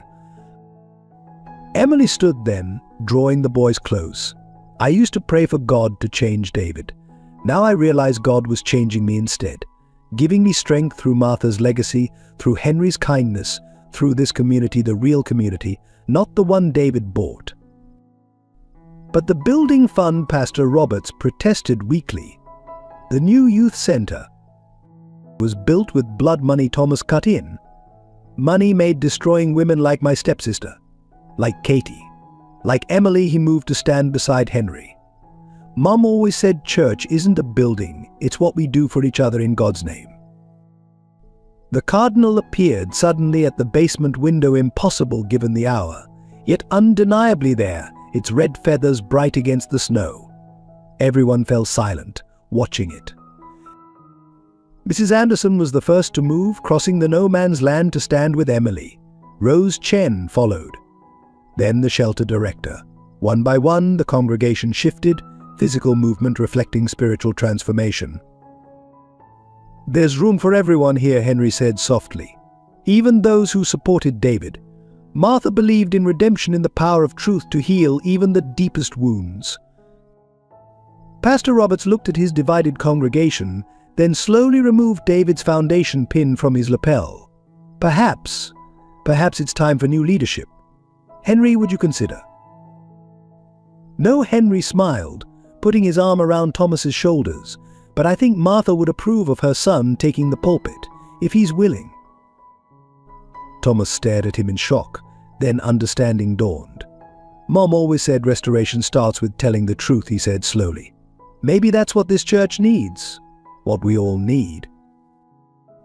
The cardinal tapped the window once, then spread its wings. As if on cue, the basement lights flickered, and when they steadied, something had changed. The invisible barriers were gone. Women who had been silent for years were speaking.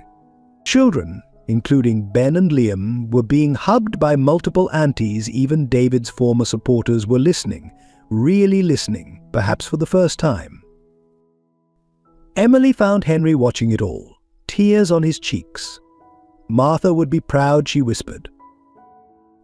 Martha is proud, he corrected gently. So is Sarah. And Katie will be too? once she wakes up? The basement filled with plans for supporting David's other victims, for transforming his foundation's properties into real sanctuaries, for telling the truth no matter the cost. Thomas stood at the old podium, where his mother had once led women's ministry, looking both terrified and determined. Outside, snow continued to fall, covering the church in clean white possibility. The cardinal had disappeared, but its message remained truth, like love finds a way to survive even the darkest winter. The church had chosen its side at last, not with power or money or comfortable lies, but with the quiet strength Martha had lived and died protecting, the strength that bloomed like winter roses in the most unlikely places. Hope, Henry realized, watching his new family surrounded by their real community, was the most powerful sanctuary of all. As this story of courage, redemption, and the strength of found family unfolds, consider joining our community by subscribing. Your support helps us continue sharing these profound tales of hope blooming in winter's darkest moments. Together, we can keep Martha's spirit of protection and justice alive. Thank you for being part of this journey. The fluorescent lights at Sunny Grove Care Facility cast sickly shadows across polished floors as Henry, Emily, and the boys followed Detective Martinez through silent corridors. Thomas had stayed behind to handle church matters, but promised to join them later. "Something's wrong," Emily whispered, gripping Henry's arm. The facility seemed eerily empty, no nurses, no staff, just endless empty hallways. They turned a corner and found Russell waiting, his face blank as a winter sky. Behind him stood two men Henry didn't recognize, their suits expensive, but their postures suggesting concealed weapons. "I'm sorry," Russell said softly, "but I couldn't let you reach Katie." Detective Martinez reached for her weapon, but one of the men already had his drawn. "Slowly, Detective." On the ground. "You testified against David." Emily's voice cracked with betrayal. "You helped us." "I helped you think you were winning," Russell corrected. "David needed you distracted while we moved Katie. Did you really think he'd leave his only living witness where you could find her?" Henry pushed the boys behind him, mind racing. This was never about justice. The testimony, the evidence, was real enough. Russell shrugged. "David's going to jail, that part we couldn't prevent. But some secrets need to stay buried. Sarah found that out the hard way." The casual cruelty of his words hit Henry like a physical blow. You were the one who actually drove her off the road?" "Yes." Russell's face showed no emotion. "David gave the order, but I did the work, just like I did with Katie, though she surprised us by surviving." Emily lunged forward, but Henry caught her. The armed men tensed, but Russell waved them back. "Why tell us now?" Henry asked, buying time, feeling Ben trembling against him, while Liam's breathing grew more labored. "Because in about 10 minutes, this wing of the facility will have a tragic accident. Gas leak, probably. Very sad. The grieving father, his unstable ex-wife, their poor children, and the detective investigating the case. All lost while searching for a woman who was transferred to another facility months ago." Russell checked his watch. "David's lawyers will use it to appeal his conviction. Public sympathy and all that." "You won't get away with this," Detective Martinez said from the floor. Russell smiled thinly. "We already have. For 12 years," he stepped back. "Nothing personal, Henry. But some stories don't get happy endings." Suddenly, Liam's wheezing got worse. He clutched his chest, eyes wide with panic. Emily dropped to her knees beside him, fumbling for his inhaler. "Please," she begged. "Whatever you're planning, let me get him out first. He's just a child." Something flickered in Russell's eyes, doubt, perhaps, or memory. In that moment of hesitation, movement caught Henry's eye. Through the window at the end of the hall, a flash of red, the cardinal, impossible at this height, tapping on the glass. Martha's voice seemed to whisper, "Trust the signs." Henry lunged for the fire alarm. Chaos erupted. The alarm's shriek shattered the silence. Sprinklers activated, drenching everyone. Detective Martinez rolled, knocking one gunman off balance. Emily scooped up Liam while Ben, showing his father's athletic grace, darted past the second man's grasp. "Run," Henry shouted, grappling with Russell, who had moved to block their escape. They ran, feet slipping on wet floors, following the Cardinal's flight from window to window. Behind them, shots rang out, but the sprinklers and alarms had drawn attention. Security guards appeared, real ones this time, responding to the fire alert. "The chapel," Henry gasped, recognizing their location. Martha said, "Every hospital has one." They burst into the small chapel, its stained glass windows dark with night. And there, kneeling in prayer as if she'd been waiting for them, was an older woman with Katie's eyes. "Mom," she smiled at Emily, her voice rusty with disuse. "Martha said you'd come." Before Emily could respond, Russell appeared in the doorway, gun raised. How he stared at Katie. "You were sedated. Secured." "Martha had friends everywhere," Katie said simply. "Even here. Especially here. They've been helping me recover, waiting for the right moment." She stood straighter. "The same friends who have been recording everything you just said in the hallway." As if in confirmation, the Cardinal landed on the chapel windowsill, its red feathers reflected in the stained glass like drops of blood or blooming roses. Russell's hand shook. Outside, voices approached Detective Martinez leading reinforcements. "It's over," Henry said quietly. "Let it be over." The gun clattered to the floor as Russell fell to his knees, 12 years of secrets finally too heavy to bear. But Henry barely noticed. He was watching Emily and Katie cling to each other, the boys pressed between them, while through the window the Cardinal sang its winter song of justice finally served. The aftermath of Russell's arrest should have brought peace. Instead, it unleashed a storm. Despite David and Russell's incarceration, their influence reached far. Within days, Child Protective Services arrived at Henry's door, armed with anonymous complaints about the children's living conditions. "The boys need a stable environment," the social worker explained, not meeting Emily's eyes as she reviewed her clipboard. "Given recent traumatic events and the unusual living arrangement, we're recommending temporary placement with their paternal grandparents." "No," Emily's voice cracked. "Please. They're all I have." But the paperwork was already filed. The judges already persuaded. David's parents, wealthy and respected pillars of society, presented a picture of stability that a homeless mother living with an elderly former pastor couldn't match.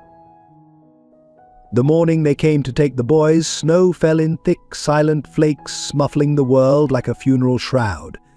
Ben stood rigid, trying to be brave, while Liam sobbed quietly into his stuffed rabbit. "It's just temporary," Emily promised, kneeling before them, her hands shaking as she straightened Ben's coat. "Just until we sort everything out. I'll visit every day they allow." "Don't let them win," Mum Ben whispered, suddenly looking so much like Katie that Emily's heart nearly broke. "We'll be okay. I'll protect Liam." Henry watched from his chair, pale and drawn. The stress of recent events had taken its toll. His chest pains had worsened, though he tried to hide them. That morning, he'd barely touched his coffee, Martha's empty chair beside him seeming to mock their failure. The social worker's car disappeared into the snowfall, taking the boys with it. Emily stood in the driveway long after they'd gone, snow collecting on her shoulders like the weight of all she'd lost. That night, the house's silence was deafening. No children's footsteps overhead, no whispered bedtime stories, no Liam calling for water or Ben checking the locks one last time. Emily paced the floors like a ghost, while Henry sat in his chair, looking older than she'd ever seen him. "We failed them," she whispered, stopping at the window where the Cardinal used to appear. But there was no flash of red tonight, no sign of Martha's presence. Even the greenhouse flowers seemed to droop, as if sharing their grief. No, Henry's voice was weak but determined. This isn't over. Martha. He never finished the sentence. The pain in his chest suddenly intensified, and he slumped forward. Emily caught him before he hit the floor, already dialing 911. Please, not you two. I can't lose anyone else. The hospital corridors echoed with memories of Sunny Grove, but this time there were no conspiracies, just the ordinary tragedy of an old man's heart giving out under too much strain. The doctors spoke in gentle euphemisms about rest and observation and considering his age. Thomas arrived first, then Katie, still weak but determined to help. They found Emily in the chapel, where she'd fled when the doctors started discussing long-term care options. The boys called Thomas said softly, sitting beside her, "They're grandparents. They're not cruel people, just misguided. They're letting them call every night." But they still believe David Emily's voice was hollow. "They think I'm unstable, dangerous. That I manipulated Henry into helping me," she laughed bitterly. "Maybe they're right. Look what's happened to him because of me." No, Katie's voice was stronger now, anger giving her strength. "This is exactly what David wants for you to blame yourself, to give up, to prove them right." "But how do we fight this?" Emily gestured helplessly.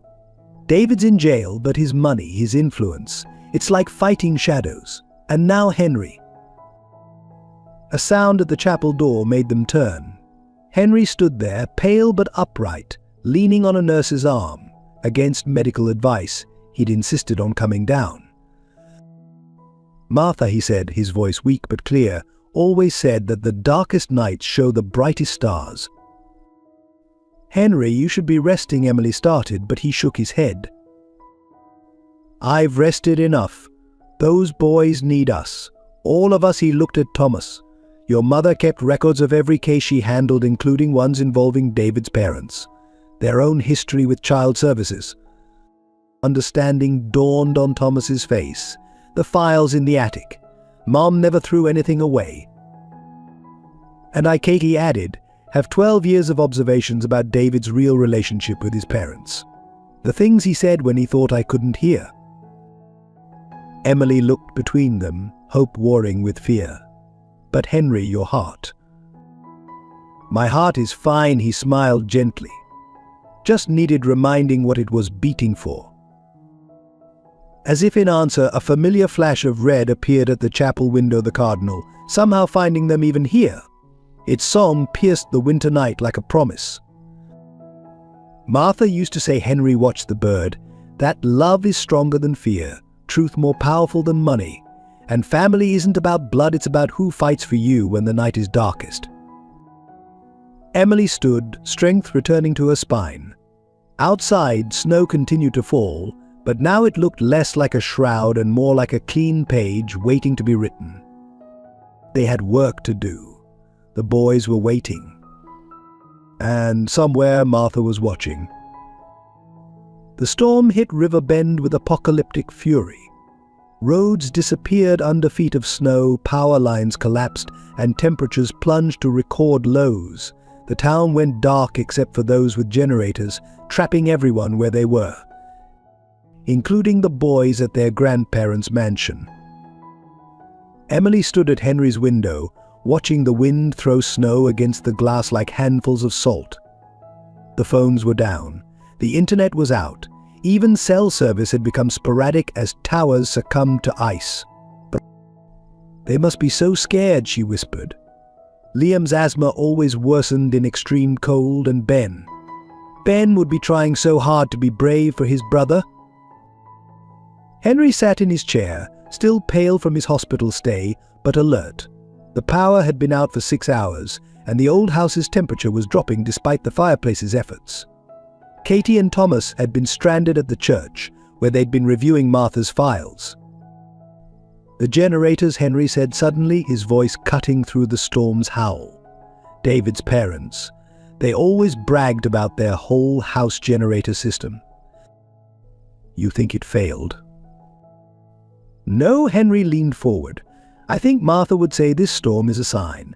Their security system runs on those generators, including the cameras. Understanding dawned in Emily's eyes. Without cameras, we can get to the boys without being recorded. Henry stood slowly. The storm gives us cover. Henry, no. Your heart is telling me this is right. He moved to Martha's closet, pulling out heavy winter gear. David's parents chose isolation, chose that fortress of a house. Now that same isolation works against them. Emily hesitated only a moment before grabbing her coat. The cardinal appeared through the swirling snow, landing on the window despite the gale-force winds. Its presence felt like Martha's blessing. The drive was nightmare. Henry's old truck crawled through snowdrifts, windshield wipers fighting a losing battle. Twice they nearly slid off the road, saved only by Henry's decades of winter driving experience. The cardinal flew ahead of them, visible in brief flashes of red against the white chaos. David's parents' mansion emerged from the storm like a ghost ship, dark, except for a few windows powered by generators. No security lights swept the grounds.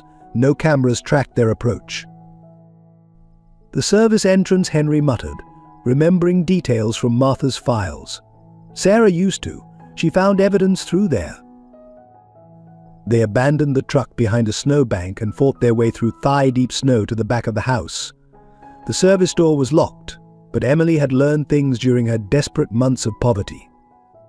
The lock clicked open under her frozen fingers. Inside, emergency lights cast weird shadows through empty servants' corridors. The generator's hum covered their movements as they crept upstairs, following the sound of voices. They found David's parents in their study, arguing about the storm, and there, huddled in the window seat, were the boys. Liam's breathing was labored, his inhaler clutched in one small hand. Ben sat protectively beside him, both watching the storm with terrified eyes. Emily stepped into the doorway. Let them go. The grandparents whirled, shock turning to anger. How dare you break in? David's father started. Like you broke into my sister's life. Katie appeared behind them, snow-covered and determined. Thomas stood beside her, holding Martha's files. The storm, he explained to Henry's questioning look. We couldn't let you do this alone. This is kidnapping, David's mother snapped, reaching for the phone. Lines are down, Thomas said calmly. And we're not kidnapping anyone.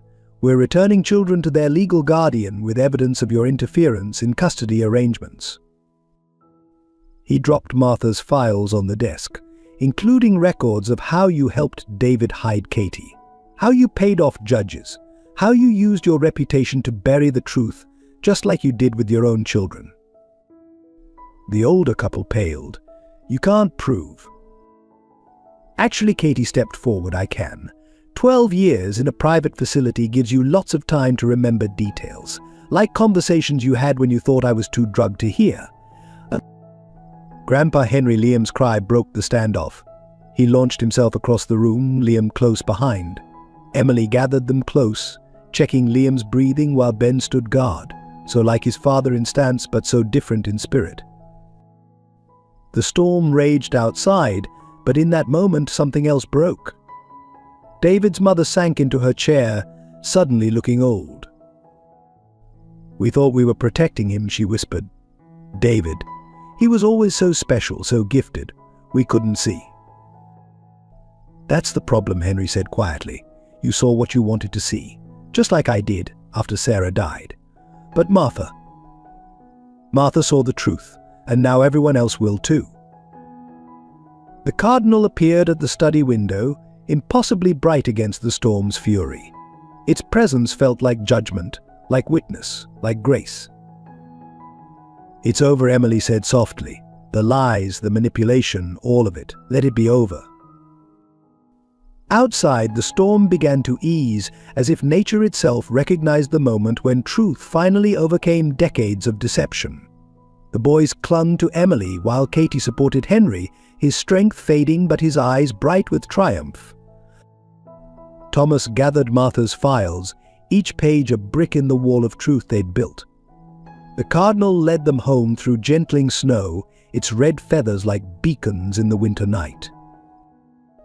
Behind them, in that mansion built on secrets, two old people sat in their generator-powered light, finally facing the darkness they'd created. And somewhere, Martha smiled. The hospital room was silent except for the steady beep of Katie's monitors. 2 weeks after her rescue from Sunny Grove, she was finally strong enough to tell her full story. Emily held her sister's hand while Henry sat nearby, his own hospital bracelet a reminder of his recent cardiac episode. I remember everything. Katie's voice was soft but clear. That night, Sarah came to me with proof documents from David's foundation showing how he chose his victims. Women with resources he could steal, with secrets he could use. But it wasn't just domestic violence, it was bigger. She closed her eyes, gathering strength. The foundation was a front. David didn't help abuse victims, he created them, breaking down strong women, isolating them, taking their assets, then using their stories to attract donations which he laundered through offshore accounts.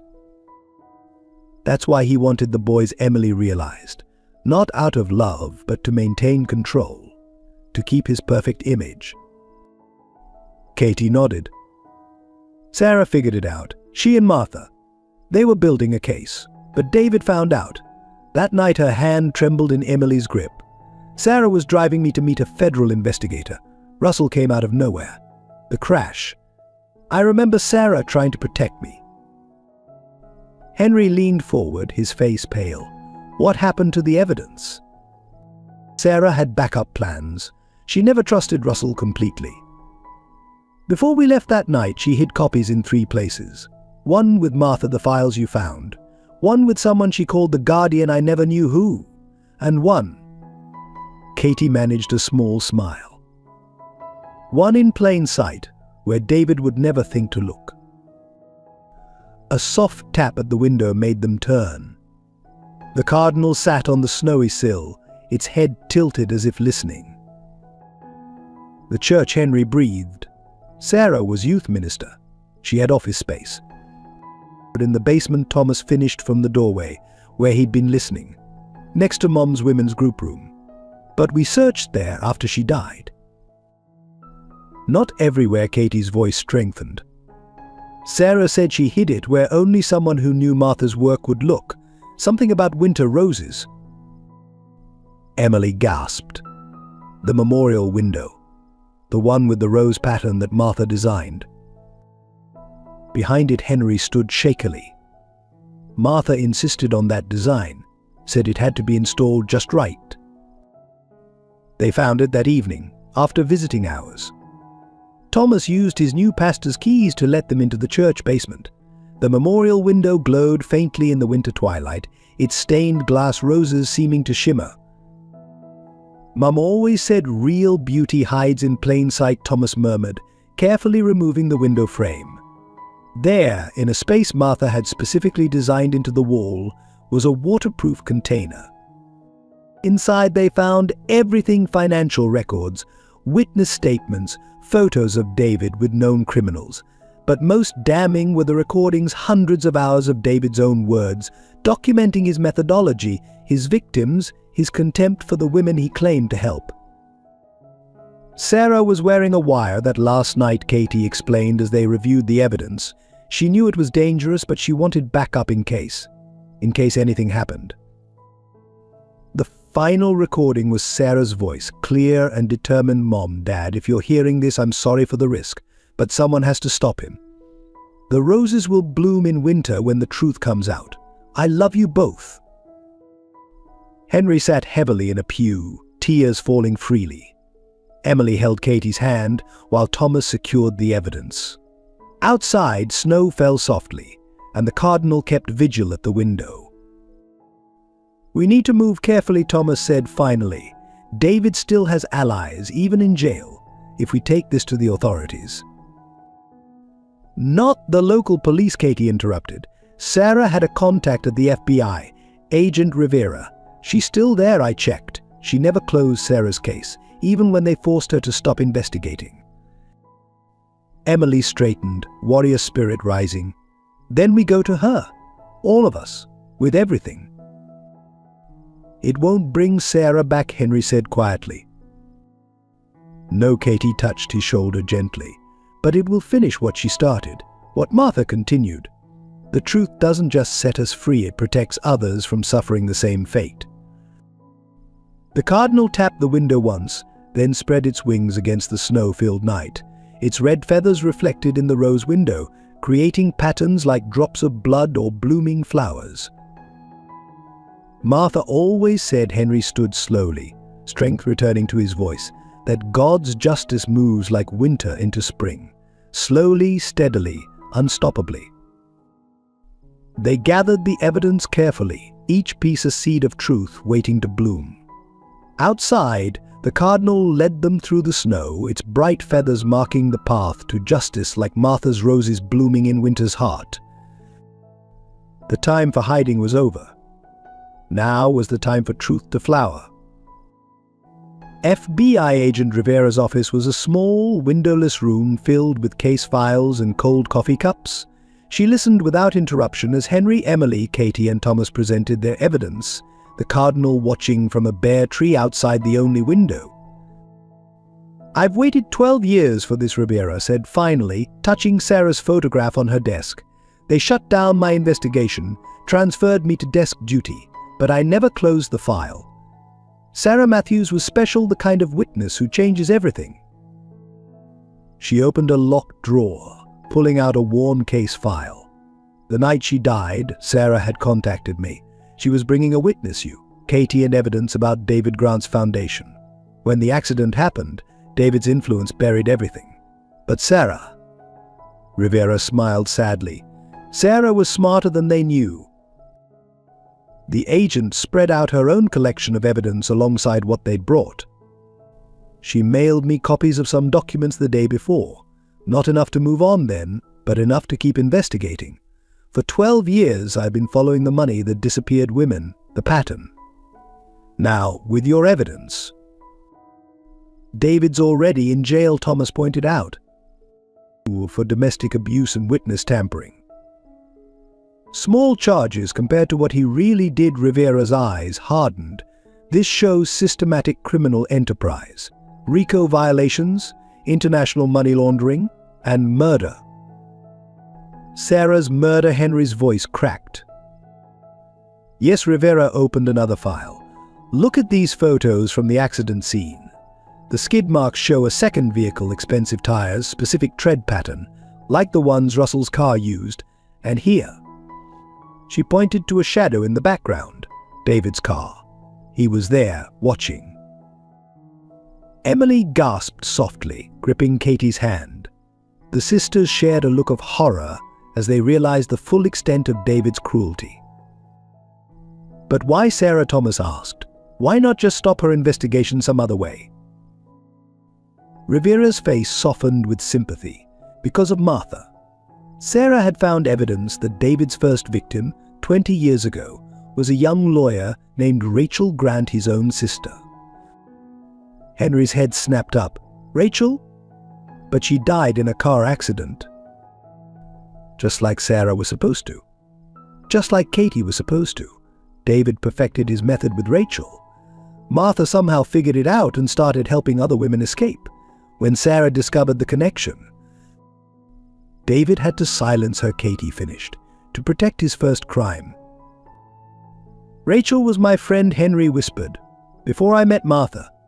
She used to volunteer at the church youth group. Then the accident. Martha never told me she'd figured it out. She protected you, Rivera said gently, just like Sarah tried to protect everyone. They were both incredibly brave women. Outside, the cardinal landed closer to the window, its bright feathers a stark contrast to the grey day.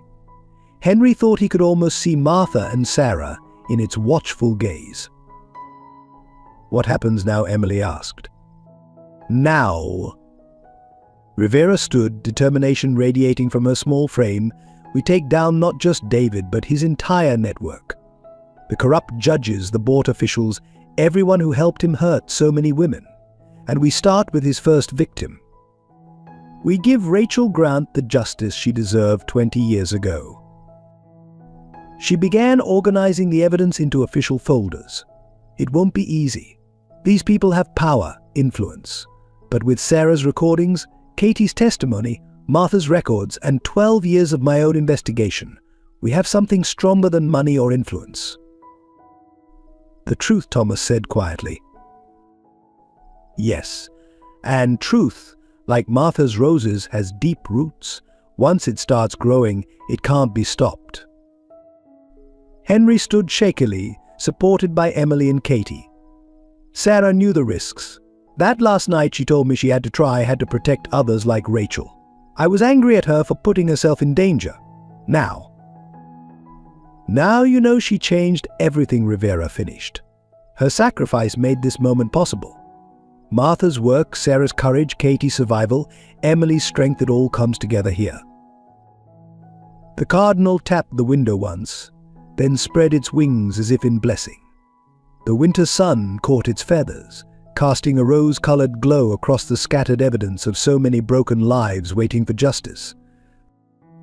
Martha used to say, Henry smiled through tears, that God's justice often moves like winter into spring, slow but unstoppable. Sarah must have learned that from her. They both taught us. Katie squeezed his hand. And now we teach others. Rivera began making calls, setting in motion the machinery of federal justice. Outside, snow started falling again, soft and clean, covering the old tracks and making way for new beginnings. The cardinal led them home through the gentle storm, its bright feathers marking their path like drops of blood on snow, or like Martha's roses blooming in winter, a reminder that even in the coldest seasons, truth and justice can flower. Behind them, in Rivera's office, Sarah's photo smiled down at the evidence she died protecting, while somewhere Martha's spirit watched over them all, her work finally coming to fruition. The time for secrets was over. Spring was coming at last. The River Bend Gazette's headline ran in bold letters, Grant Empire Falls Federal Investigation Reveals Decades of Crime Below It. Photos showed David's network unraveling, judges resigning, officials being arrested, the foundation's offices sealed with federal tape. The town struggled to process the revelations.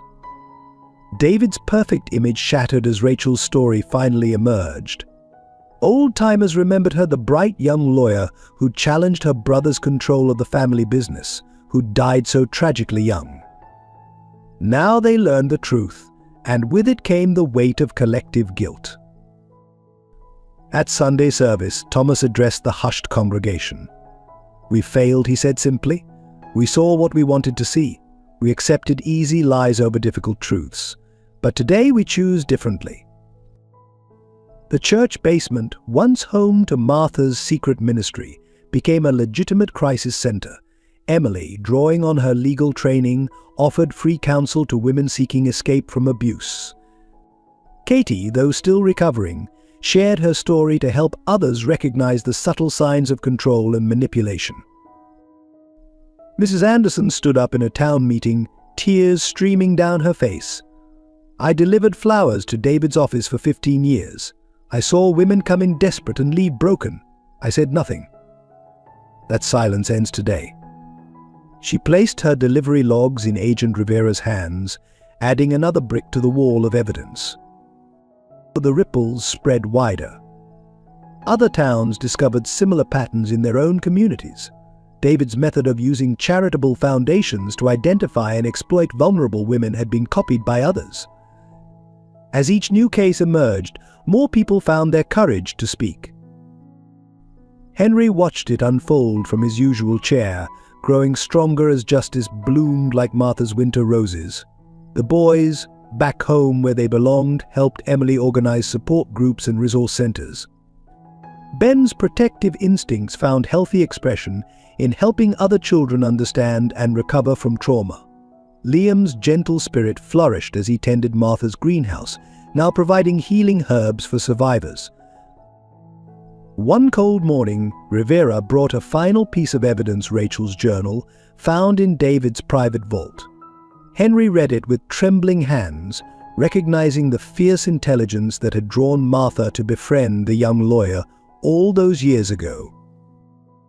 She knew, he told Emily later. Rachel knew what David would do. Her last entry, he wiped his eyes. She wrote about Martha, about hoping someone would continue her fight if anything happened to her. And Martha did. Emily squeezed his hand. Then Sarah. Now us. The cardinal appeared at the window, its bright feathers catching the winter sun. Outside, snow fell on the church where Thomas was hosting a healing service, on the greenhouse where Liam taught other children about Martha's herbs, on the crisis center where Katie and Emily helped women reclaim their stories.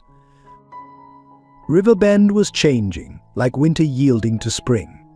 David's old allies found themselves increasingly isolated as the community chose truth over power, compassion over comfort.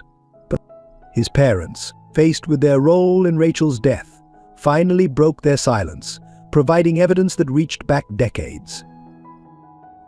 The hardest moment came when they opened Martha's women's group room to the public. Years of case files, carefully documented stories of survival and escape, testified to one woman's quiet revolution. Among them, they found a letter from Rachel to Martha, written days before her death. If anything happens to me, keep fighting. The truth is like your winter roses, it may seem dead, but its roots run deep. Someday it will bloom, and no one will be able to bury it again. Thomas hung the letter in his office, next to Sarah's last photo and Martha's pressed roses. The cardinal often perched on the windowsill there, as if standing guard over their legacy. Riverbend would never be the same. The comfortable lies were gone, replaced by harder but healthier truths.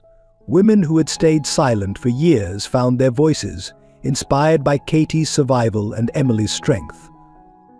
Men who had looked away learned to stand up, following Thomas's example.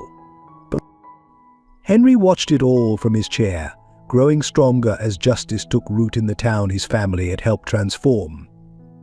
The cardinal's visits became less frequent, as if its work of witness was gradually completing.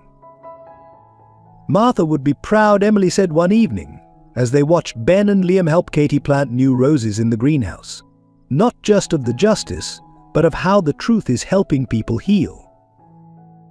She always said, Henry smiled, that God's healing moves like winter into spring, first the hard freezes that kill what's dead, then the gentle warmth that helps new life grow. Outside, snow continued to fall, but now it felt like renewal instead of burial. The cardinal led their gaze to the church, where lights burned late as another support group gathered, then to the crisis center where Emily's legal clinic was helping another woman reclaim her life, and finally to the greenhouse where Martha's roses bloomed unseasonably but undeniably. The time of secrets was over. Spring was coming to Riverbend at last. The federal courthouse in Hartford stood austere against the winter sky as David Grant faced his final judgment. The gallery was packed, survivors, witnesses, family members of victims spanning 2 decades. Emily sat between Katie and Henry, the boys safely at home with Thomas. David's empire had crumbled piece by piece over the past months, his network of corrupt officials exposed, his foundation's dark purposes revealed, his family's legacy of violence laid bare. But today was about Rachel, his first victim, his own sister, whose death had started it all. The defendant, Will Rise, Judge Pearson's voice carried authority earned through years of prosecuting domestic violence cases. She had specifically requested to preside over this final phase of David's prosecution. David stood, expensive suit hanging loose on his frame after months in custody. His mask of charm had cracked, revealing something hollow beneath. He barely glanced at Emily or Katie, but his eyes lingered on Henry with something like confusion. Mr. Grant, Judge Pearson began, this court has heard overwhelming evidence of your crimes. The systematic abuse of power, the manipulation of charitable institutions, the destruction of countless lives. But today we address your first victim, Rachel Grant. She lifted Rachel's journal, now a key piece of evidence. Your sister's words, along with Martha Matthews' records and Sarah Matthews' final testimony, have exposed not just murder, but the calculated birth of a predator. The judge paused, surveying the gallery. The pattern you established with Rachel's murder, the staged accidents, the financial manipulation, the careful destruction of strong women who dared to challenge you became your signature. But patterns once recognized become evidence. David's shoulders stiffened as Judge Pearson continued. This court sentences you to life imprisonment without possibility of parole. Furthermore, your assets will be liquidated to establish a fund for your victims, administered by the new board of the renamed Rachel Grant Foundation for Survivor Advocacy. But Emily felt Katie's hand tighten in hers as David was led away. He walked stiffly, no longer the powerful man who had terrorized so many, just a hollow vessel whose true nature had finally been exposed to the light. Outside, snow fell softly as reporters gathered around Agent Rivera and the prosecution team. Henry stood quietly, watching his breath mist in the cold air. "It's really over," Katie whispered. "Not over," Emily corrected gently, "just changing. Now the real work begins." Henry nodded, thinking of Martha's roses blooming in the greenhouse, of Sarah's courage flowering into justice, of Rachel's truth finally breaking free after 20 years beneath the snow. Martha used to say, he smiled, that endings are just beginning seen from a different angle. They walked down the courthouse steps together, past the cameras and microphones, toward the future they'd helped create. The cardinal appeared, leading them home through the gentle snow, its red feathers bright against the winter sky, hope made visible. Justice had bloomed at last, like Martha's winter roses, proving that even the coldest seasons couldn't stop truth from flowering when its time had come. Spring came early to River Bend that year. The greenhouse bloomed with new life as snow melted from the garden beds where Martha's roses were showing their first green shoots. Inside the old house, warmth had returned to more than just the temperature. Ben sat at the kitchen table, helping Liam with his homework while Emily prepared dinner. The boys had healed in their own ways, Ben's protective instincts now channeled into mentoring younger kids at the crisis center, Liam's fears transformed into a gentle gift for nurturing plants in Martha's greenhouse. Dad called from prison today, Ben mentioned casually, checking Liam's math. He wanted to apologize again. Emily paused in her cooking, but her hands remained steady. David's attempts at redemption were part of their new normal, painful but no longer devastating. "What did you tell him?" "That forgiveness takes time," Ben replied, echoing the counselor's words, "like Grandma Martha's roses." Henry looked up from his newspaper, pride warming his tired face. The boys had taken to calling Martha their grandmother, claiming her legacy as their own. The old house had become truly theirs, filled with new memories layered over the old ones. Thomas visited more often now, his initial resistance to Emily's family transformed into fierce devotion. He'd brought Martha's old quilts down from the attic, teaching Liam how to trace the patterns his mother had sewn while telling stories of her kindness. Katie had moved into the small apartment above the crisis center, close enough for daily visits but establishing her own independence. Her recovery had become a symbol of hope for other survivors, proof that even the deepest wounds could heal. "Henry," Emily said softly, watching him doze in his chair. "The doctor called with your test results." He stirred, smiling at her concern. "All clear. Seems helping truth bloom is good for the heart." The kitchen filled with evening light as the family gathered for dinner. Martha's empty chair had been moved to the greenhouse, where it served as a reading spot for survivors seeking peace among the healing plants. Its absence at the table no longer ached. Instead, it felt like she had simply stepped away, her work continuing through those she'd left behind. "Mom," Liam called from the window. The first rose bloomed. They gathered to look. There, in Martha's winter garden, a single white rose had opened against all odds, weeks before its natural time.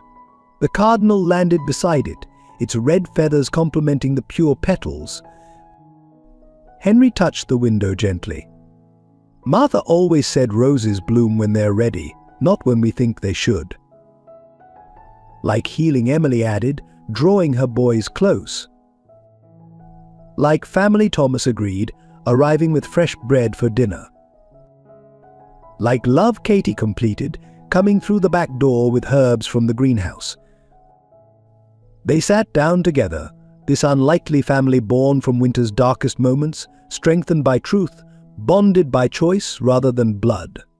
Outside, the cardinal kept watch as more roses prepared to bloom, while inside, the warmth of healing filled every corner of Martha's house.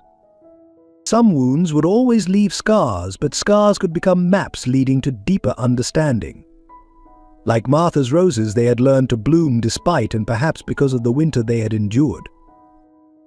Here's Section 9C, Christmas Miracle, 500 words. The first Christmas Eve after David's sentencing, snow-blanketed River Bend in pristine white. Martha's house glowed with warmth, every window lit against the gathering dark. Inside, the familiar rooms had been transformed by love and healing. The former Women's Crisis Center, now officially named Martha's Haven, had organized a celebration for survivors and their families. The old church basement, once a place of secret meetings, buzzed with life and laughter.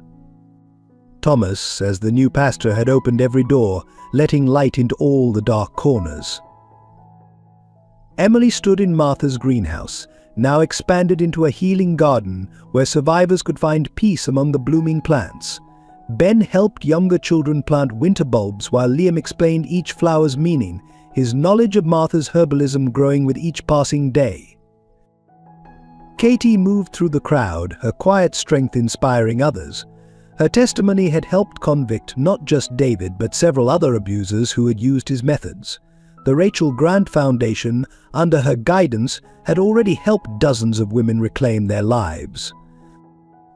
Henry watched it all from Martha's old chair, now placed where he could see both the greenhouse and the gathering.